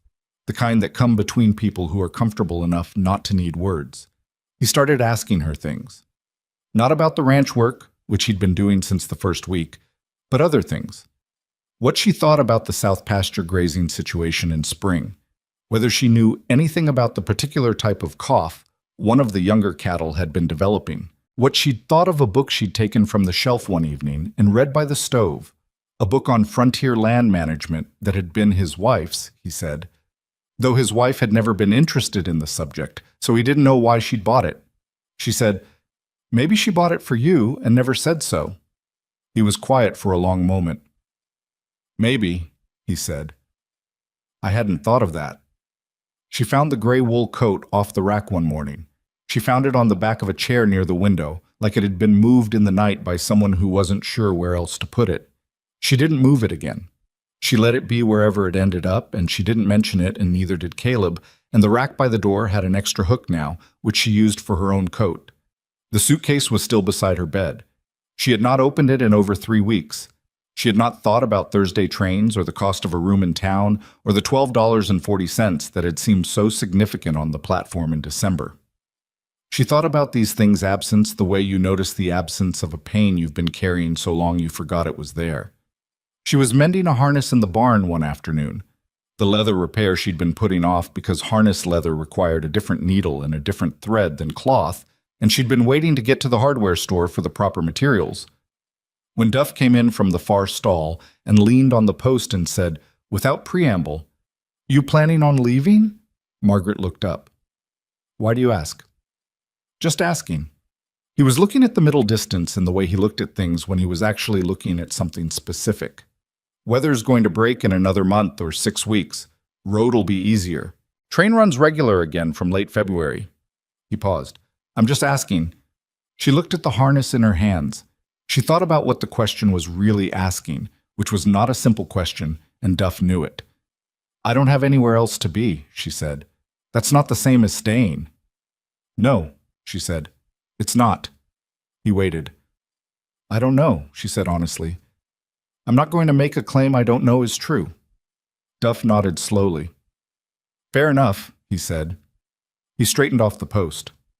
"That harness needs wax after you sew it, or the thread'll rot in a month." "I know," she said. "I was going to ask you where you keep the wax." "Back shelf, right side." He pointed without looking and went about his work. The question stayed with her through the afternoon. She knew what Duff was really asking. He was asking for a version of what Clara had asked in the first days, how long is a while, and he was asking it now because the answer mattered more than it had in the beginning, because the house had rearranged itself around her in ways that would require rearranging again if she left, and Duff had been watching that happen. She finished the harness and applied the wax and hung it on its hook. She walked back to the house in the late afternoon cold. Clara was at the table with her stitching. She'd moved on now from practice scraps to an actual handkerchief, simple, hemmed, her stitches still imperfect but consistent in their imperfection, which was its own kind of progress. She held it up when Margaret came in. "Better?" she asked. Margaret took it and examined it. "The corner's a bit loose. Here," she pointed. "The tension dropped when you turned. See where the spacing changes?" Clara looked. "Oh," she took it back. "I'll redo that part." "You don't need to redo the whole thing, just the corner." "I know," Clara said, with the tone of someone who actually does know. She smoothed the handkerchief on the table. "Margaret." If you were going to leave, Clara said, without looking up from the handkerchief, would you say so before you just left? Margaret sat down across from her. She looked at the top of Clara's head, the part that ran slightly crooked because Clara never let anyone else braid her hair, and she couldn't quite see the back of it herself. Yes, she said, I would say so. Because some people just leave, Clara said, without saying. I know, Margaret said. I would tell you. Clara smoothed the handkerchief again. She picked up her needle and began working at the loose corner with the careful focus she brought to things that required her best effort. She didn't say anything else, but the tension in her small shoulders dropped by degrees, and Margaret sat across from her in the warmth of the ranch house, and that was answer enough. That evening, Caleb came in late from the barn. A problem with one of the horses, a small stone bruise that required attention and had taken longer than he'd expected. He came in and washed his hands and sat down to the food that Margaret had kept warm, and he ate without ceremony, and they talked about the horse and whether the bruising was serious and what it meant for the spring work schedule. After Clara went to bed, Caleb sat at the table with his coffee and the open ledger that Margaret had been keeping current. It was a habit now, the evening review, both of them going through the day's entries and the next day's plan. He was looking at the February pages, which were still empty. She had left them empty because February was 6 weeks away and she hadn't known how to fill them. She was washing the supper dishes. She heard him turn the pages. She heard him stop. The February pages are blank, he said. I know. You usually fill them in ahead. She kept washing. I know. The silence had the texture of something being considered, not the heavy silence, not the performing kind. The kind where someone is working out how to say a thing they've decided to say. The room, Caleb said. I told you when you came that it wasn't temporary. You did. I want to be clear about what I meant by that. He paused. I meant that it's yours. The room. The place at the table. He stopped and she could hear him adjusting, finding the right edge of what he could say and what was too much. All of it. The ranch. The way it is now. This is your home if you want it to be. Margaret stood at the wash basin with her hands in the water, which had gone tepid.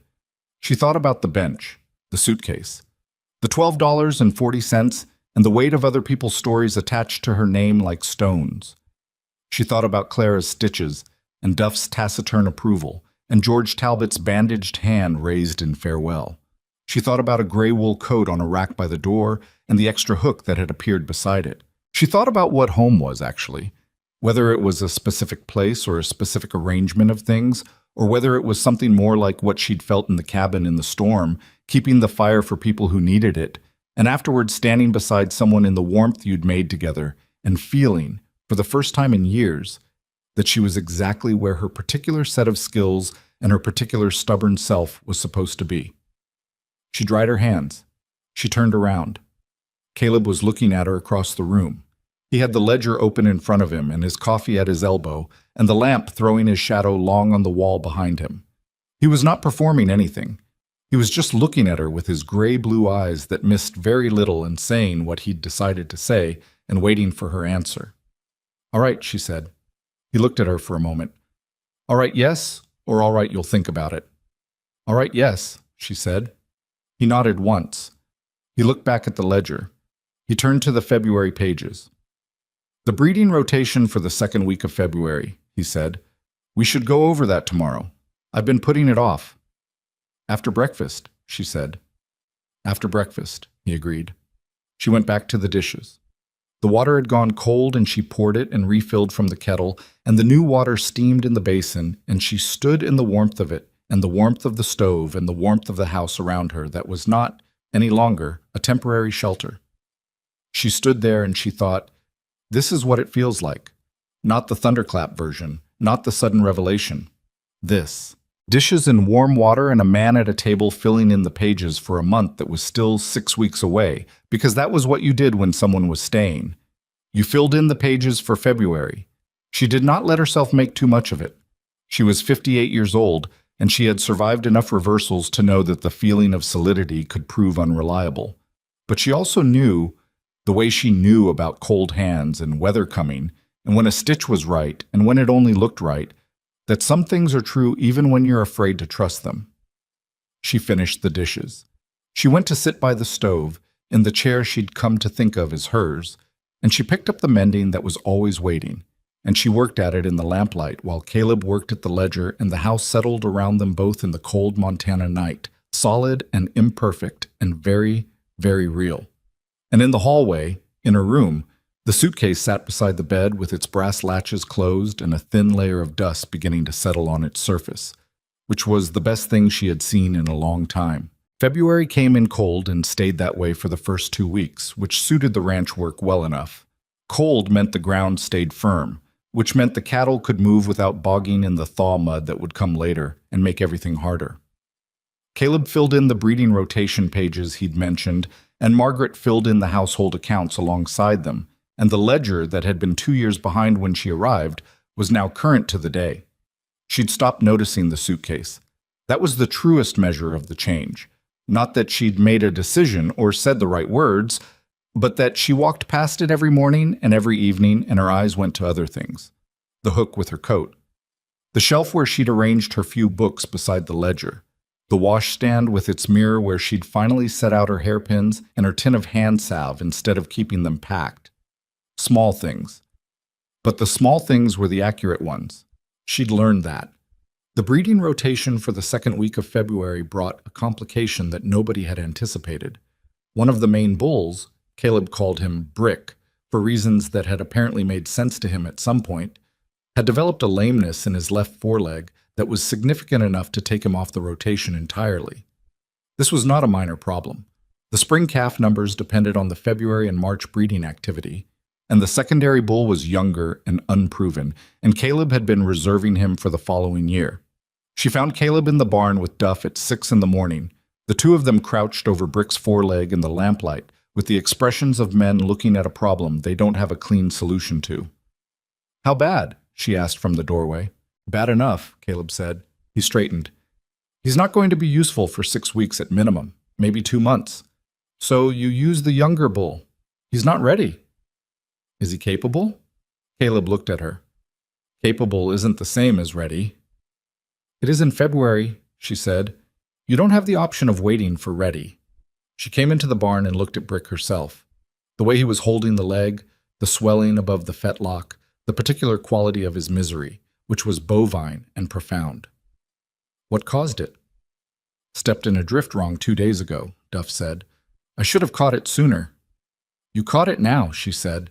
She straightened up. "Caleb, the young bull, what's his name?" "I haven't named him." "What do you call him?" "The young bull." She looked at him. "I didn't want to name him until I knew whether he'd work out," Caleb said, with the particular defensiveness of a man who knows how something sounds. "He'll work out better if someone has expectations of him," she said. "Name him tonight." She turned back toward the house. "And I'll look at that leg again this afternoon. There are things you can do for inflammation if you catch it early enough."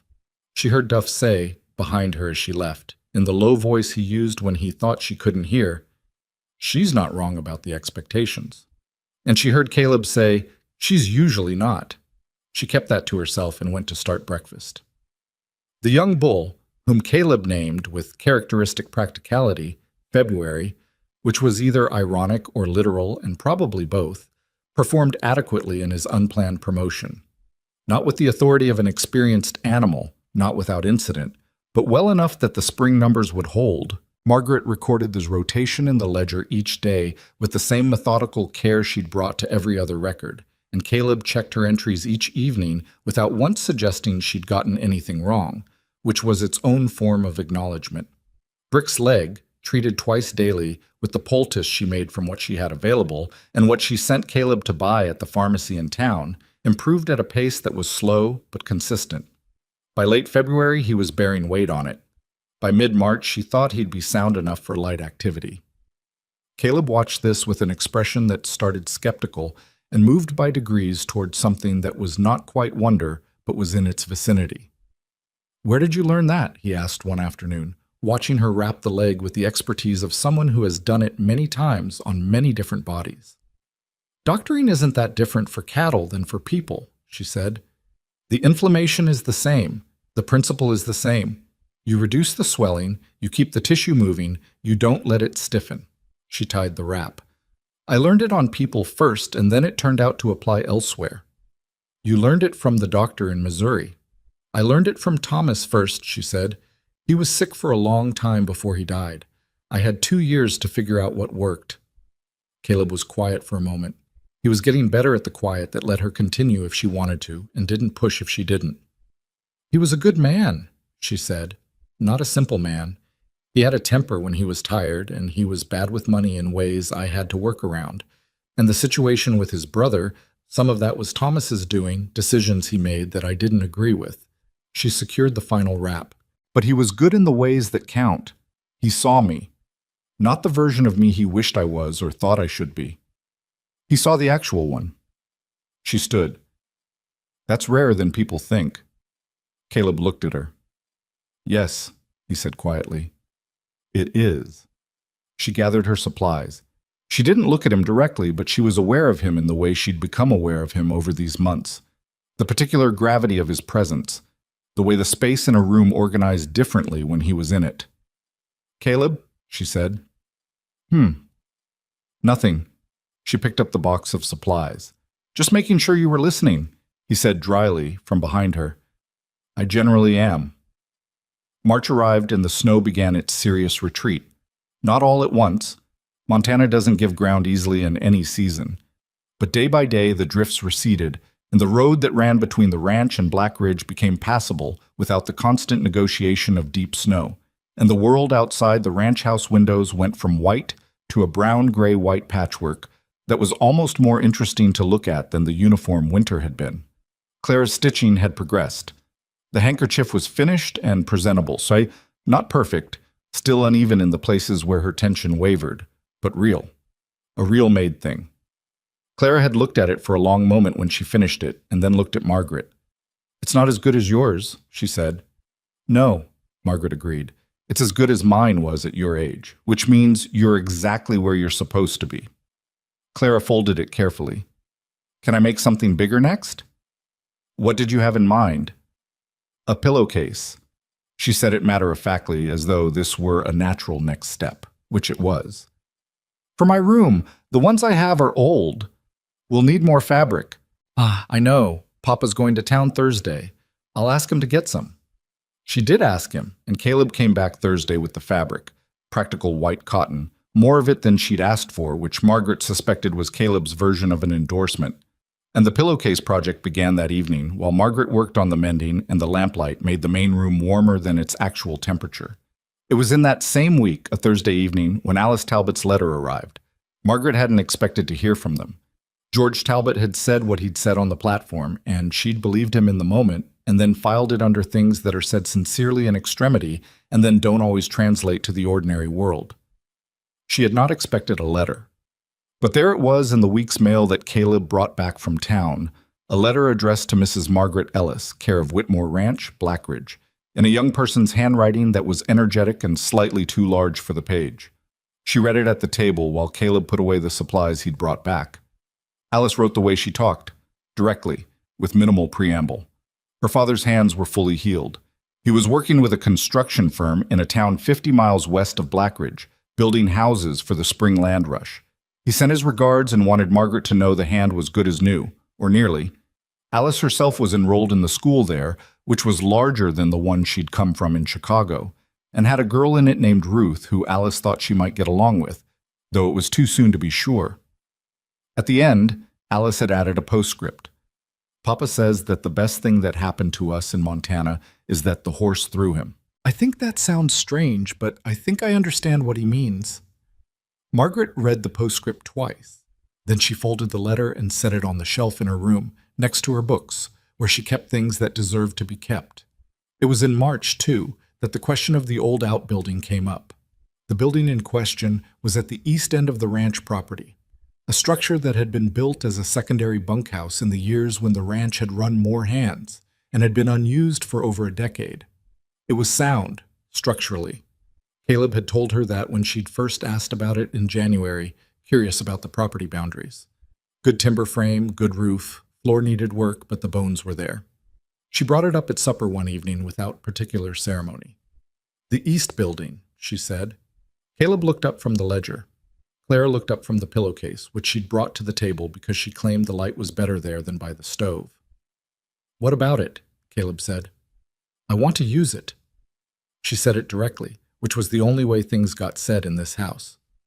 There are women in Blackridge who don't have what they need: practical skills, medical knowledge, basic things. How to read a wound, how to manage a fever, how to do mending that actually holds, how to keep accounts when there's no one else to do it.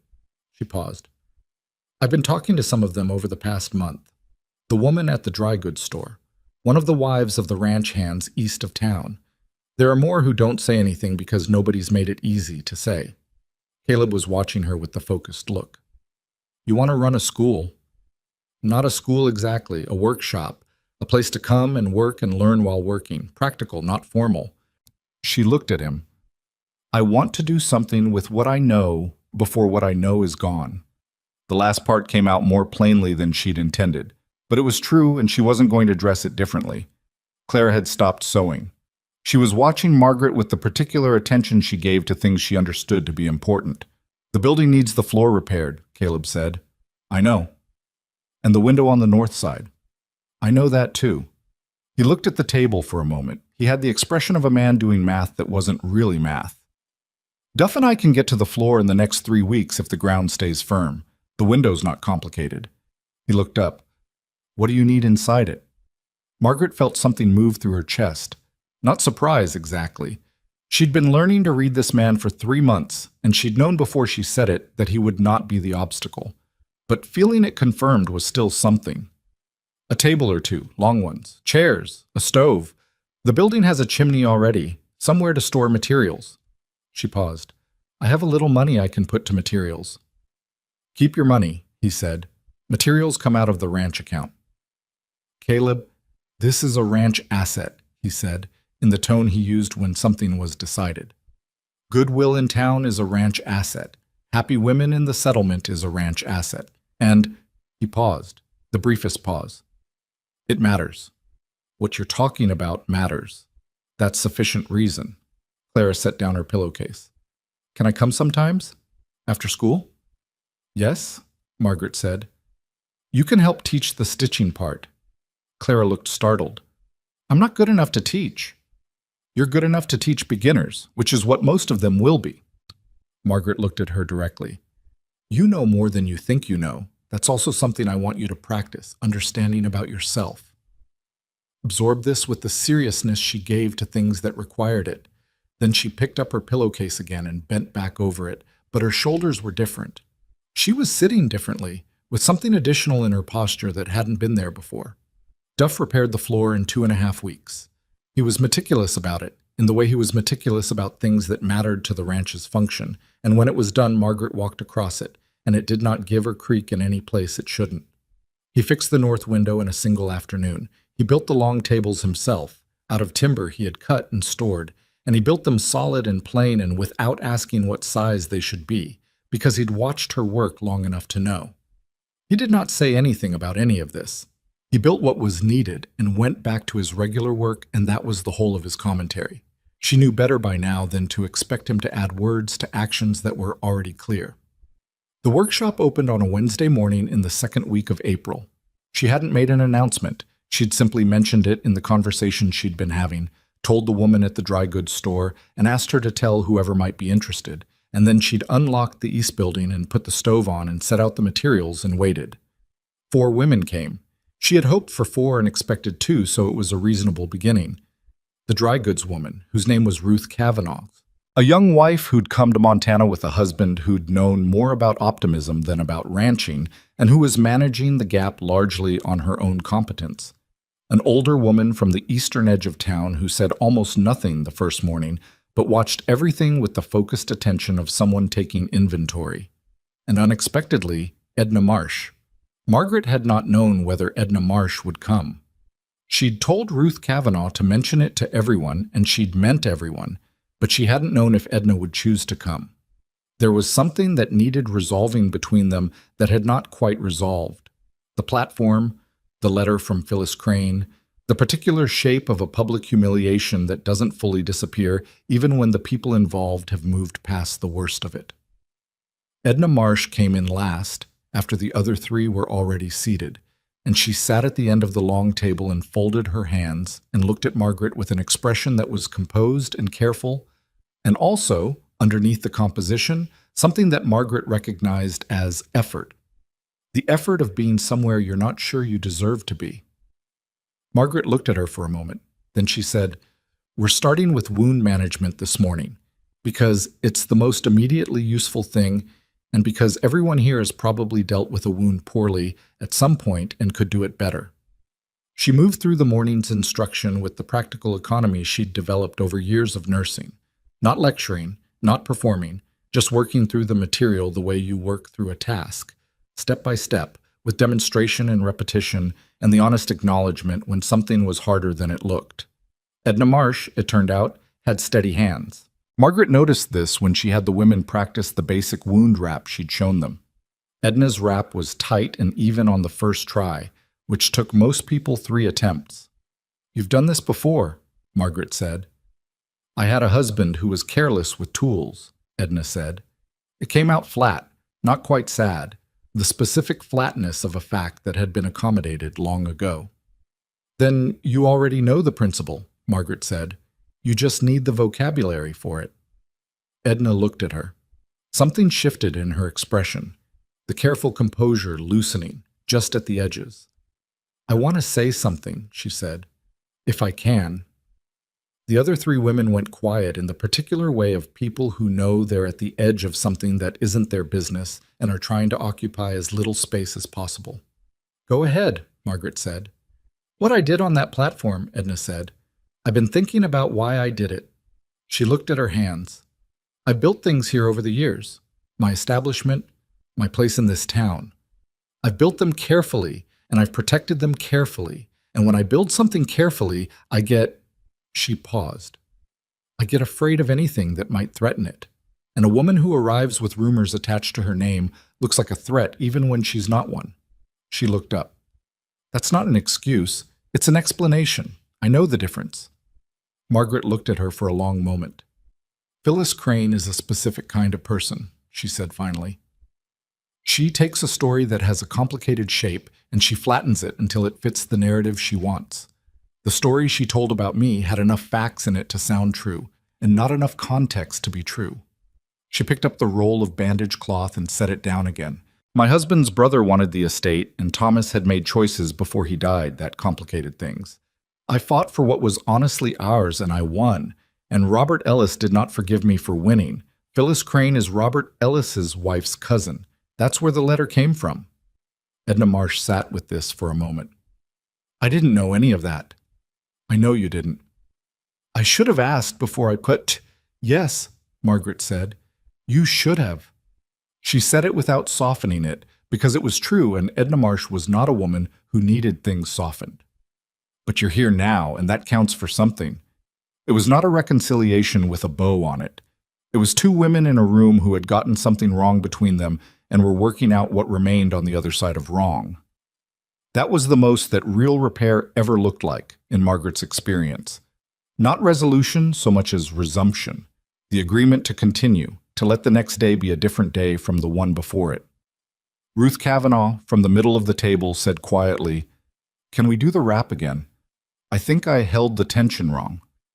And the morning moved on. By June, the workshop had 8 regular women coming twice a week. The range of what they worked on had expanded.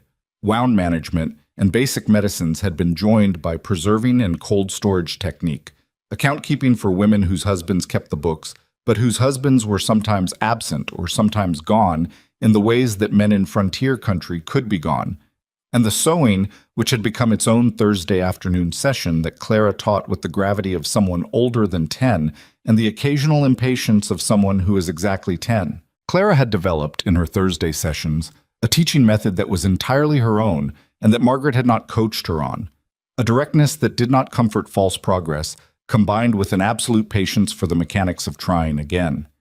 Women who were twice her age sat at the long table and worked their practice stitches, and Clara walked behind them and said things like, That tension is too tight. You can see where the fabric's pulling. Try loosening your grip on the needle. With the authority of someone who has earned the right to correct by having been corrected herself and having understood why it mattered. Margaret watched this one Thursday from the doorway and felt something she couldn't quite name. Pride was part of it, but it was something wider than pride. The specific feeling of watching something you put in motion continue beyond what you directly caused. Like watching water find its own level after you've cleared the channel. Caleb came to pick Claire up at the end of the Thursday session, one afternoon in late June, and he stood outside the East Building for a few minutes listening through the open window before he came in. Margaret saw him, and he saw her see him, and he didn't look embarrassed about it. "She's good at that," he said quietly. "Yes," Margaret said. "She sounds—" He stopped, started again. "She sounds like she knows what she's doing." "She does know what she's doing." He was quiet for a moment. Her mother would have liked to see this. It was the first time he'd said anything like that directly to her. She felt the weight of it and knew he felt it too, and neither of them made it bigger than it was. "Tell her that sometime," Margaret said. "Not in a way that makes her responsible for it. Just tell her that her mother would have been pleased." He looked at her. "Is that the right thing to do?" "I think so," she said. "Children need to know they came from people who would have been proud of them. It helps them know what direction to keep growing." He was quiet for a long time after that. Summer brought its own work and its own rhythms, and the ranch found its footing in a way that it hadn't had in years. Not dramatically, not suddenly, but in the way that ground settles when what it's been missing is finally in place. The breeding season results came in better than Caleb had projected. February, the younger bull having proven himself beyond the minimum. Brick was sound again and back in rotation, and had apparently decided the younger bull's success was professionally offensive to him, which Duff said was probably good motivation. Margaret turned 59 in July. She had not told anyone the date was coming, but Clara had apparently found it somewhere. She did not say where, and Margaret had the sense that she'd asked Duff, who had asked Caleb, who had looked it up in some document or other that Margaret had signed at some point. And on the morning of her birthday, there was a cake on the table when she came out for breakfast. It was a lopsided cake. It leaned noticeably to one side, and the icing, which was a butter frosting of Claire's own invention, had been applied with enthusiasm rather than precision. There were 59 candles on it, which was too many for the size of the cake, and gave it the appearance of something agricultural rather than celebratory. Clara stood beside it with the expression of someone who has done a thing and is waiting to know if it was the right thing. "You made this," Margaret said. "I used the oven by myself," Clara said. "Don't tell Papa about the oven. He knows about the cake, but not about the oven part." "I know about the oven part," Caleb said from the doorway. Clara did not look surprised. "Are you upset?" "You're tall enough now," he said. He came in and looked at the cake. He looked at Margaret. "Happy birthday." She looked at the cake with its leaning profile and its excessive candles and the icing that was doing its imperfect best. She looked at Clara's face and Caleb's face and the kitchen of the house that was hers now, the shelf with her books, the hook with her coat, the mending basket in the corner with her own work in it. She had not cried in a very long time. She'd noticed that about herself years ago, the way grief and difficulty had taken her past the crying and out the other side into something harder and more enduring. She didn't cry now, but the feeling behind her eyes was the closest thing to it she'd had in years, and she did not try to make it go away. "It leans," she said. "The pan was uneven," Claire said. "The icing is generous. I didn't know how much to use." "It's perfect," Margaret said. She said it before she thought about whether to say it, which meant she meant it in the way that counted. Clara looked satisfied in the way she looked satisfied when her stitches came right. Not triumphant, just accurate, like something had met the standard she'd set for it. They ate the cake at breakfast, which was not when cake was traditionally eaten, but was when they had it, and the lopsided slices were better than they looked, and Duff ate 2 pieces without comment, which was his version of a standing ovation. There was a morning in late August when Margaret woke before 4 and lay in her room for a while before she understood that what had woken her was the quality of the light. Not darkness. The specific quality of dark that means the dark is nearly done. She lay there listening to the ranch in its early stillness, and she thought about the train platform in December. She thought about it in the way you think about a place you have been that no longer feels like where you are, with a kind of distance that isn't coldness, but is the natural result of traveling. You look back and the place is real, and what happened there is real, and it made you the specific shape you currently are. And also you have moved, and the distance is not a betrayal of what happened there, but simply the evidence that you didn't stay. She got up. She put on her coat over her nightgown because the August morning still carried cold this far north, and she walked through the dark house to the kitchen, and she stood at the window above the wash basin and watched the sky begin its shift toward morning. The suitcase was still in her room. She had not moved it. She thought sometimes about putting it somewhere out of the way, up in the loft storage perhaps, or in the hall chest, but she decided to leave it where it was.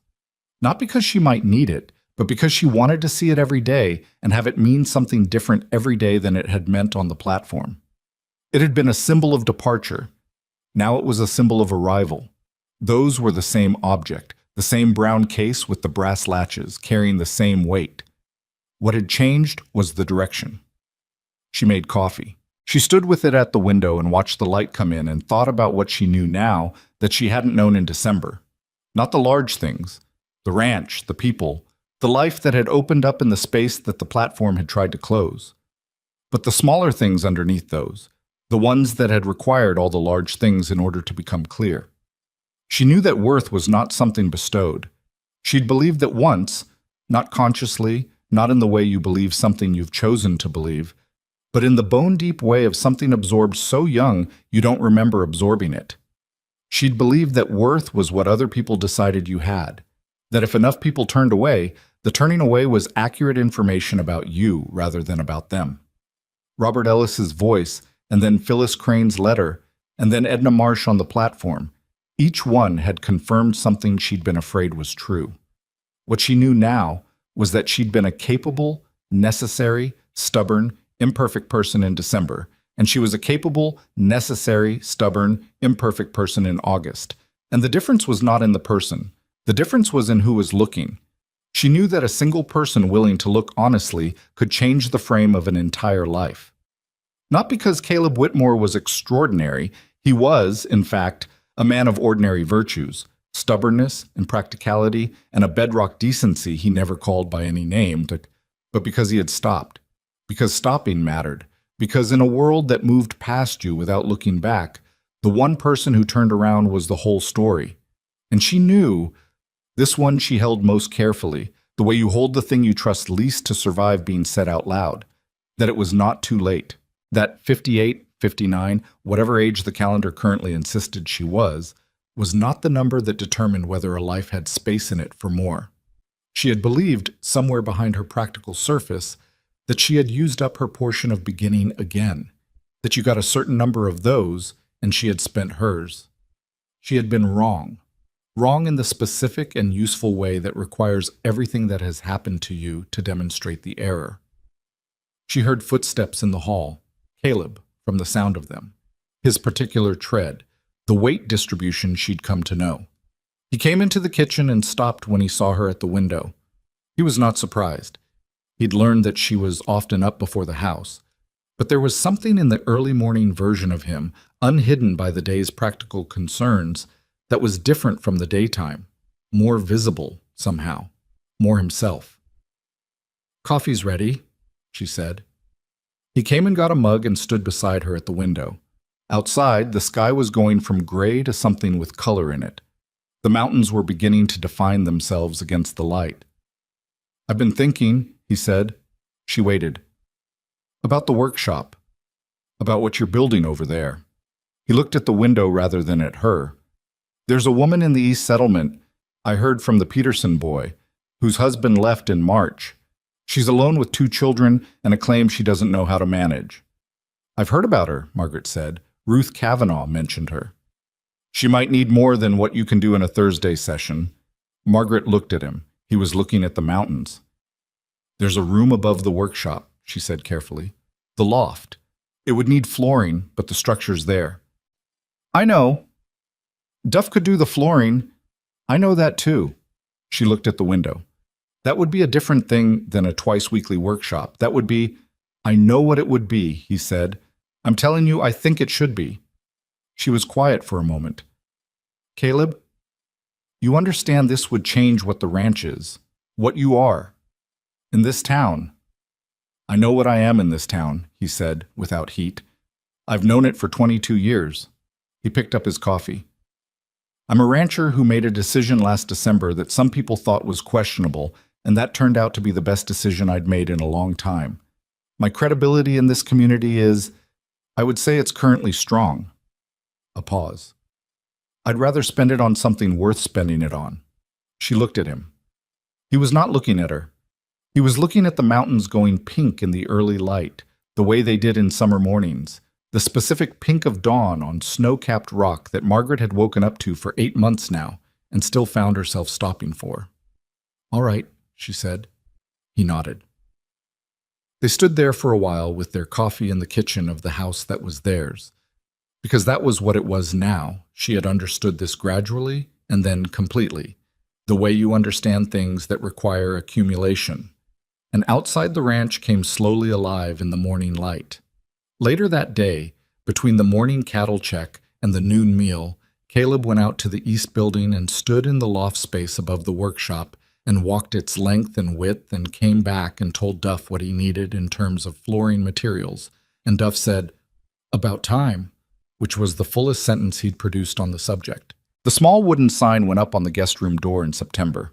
Clara made it herself, with Caleb's help on the lettering, because her handwriting was still better than his, though she was gracious enough not to say so directly. Pinewood, letters carved careful and even. Margaret's room, not guest room, not spare room, not a room waiting to be temporary. She saw it on the morning they put it up, coming down the hall for breakfast and finding it there on the door, and she put her hand on it for a moment, feeling the letters under her fingers. Clara was watching from the kitchen doorway. Caleb was at the table, pointedly not watching, which was how he looked at things that mattered. "Do you like it?" Clara asked. "Yes," Margaret said. "I practiced the letters 12 times before I did the real one." "I can tell," Margaret said. "They're right." She took her hand off the sign and went to help with breakfast, and the morning went on the way mornings go when they are ordinary, which is to say fully, which is to say the best possible way. And the brown suitcase with the brass latches sat beside the bed in Margaret's room, and the dust on it was thicker now, and she did not open it. She did not open it because what it had been waiting to hold, every goodbye, every departure, every night on a bench or a parlor floor or a too-brief room above somewhere, had been replaced by something that didn't need packing. You spend enough years carrying the weight of other people's decisions about who you are, and you forget that those decisions were never yours to carry in the first place. You forget that the story being told about you by people who do not know you is not the story of you. You forget, somewhere deep in the place where real belief lives, that your worth is not a number that other people calculate and hand back to you. It is a fact that exists independent of who is willing to see it. The forgetting takes a long time to undo. It does not undo all at once. It undoes in the daily accumulation of being seen accurately, by a child learning to stitch, by a man who stops when everyone else walks past, by the women at the long table learning what they need in order to manage their own lives, by the face in the mirror of a woman who has stopped looking for reasons to leave. 58 years old on a train platform in December, with a worn suitcase and nowhere to go, and a lifetime of having been told she was too much of one thing and not enough of another, Margaret Ellis had been exactly who she had always been. The same hands that had kept Thomas alive through 2 years of illness. The same mind that had kept accurate books when no one thought she could. The same stubbornness that had gotten George Talbot up from a snowdrift when his body had already made its decision. She had not become someone different. She had simply arrived somewhere that could see who she already was. And sometimes, not always, not easily, not without cost, that is enough to change everything.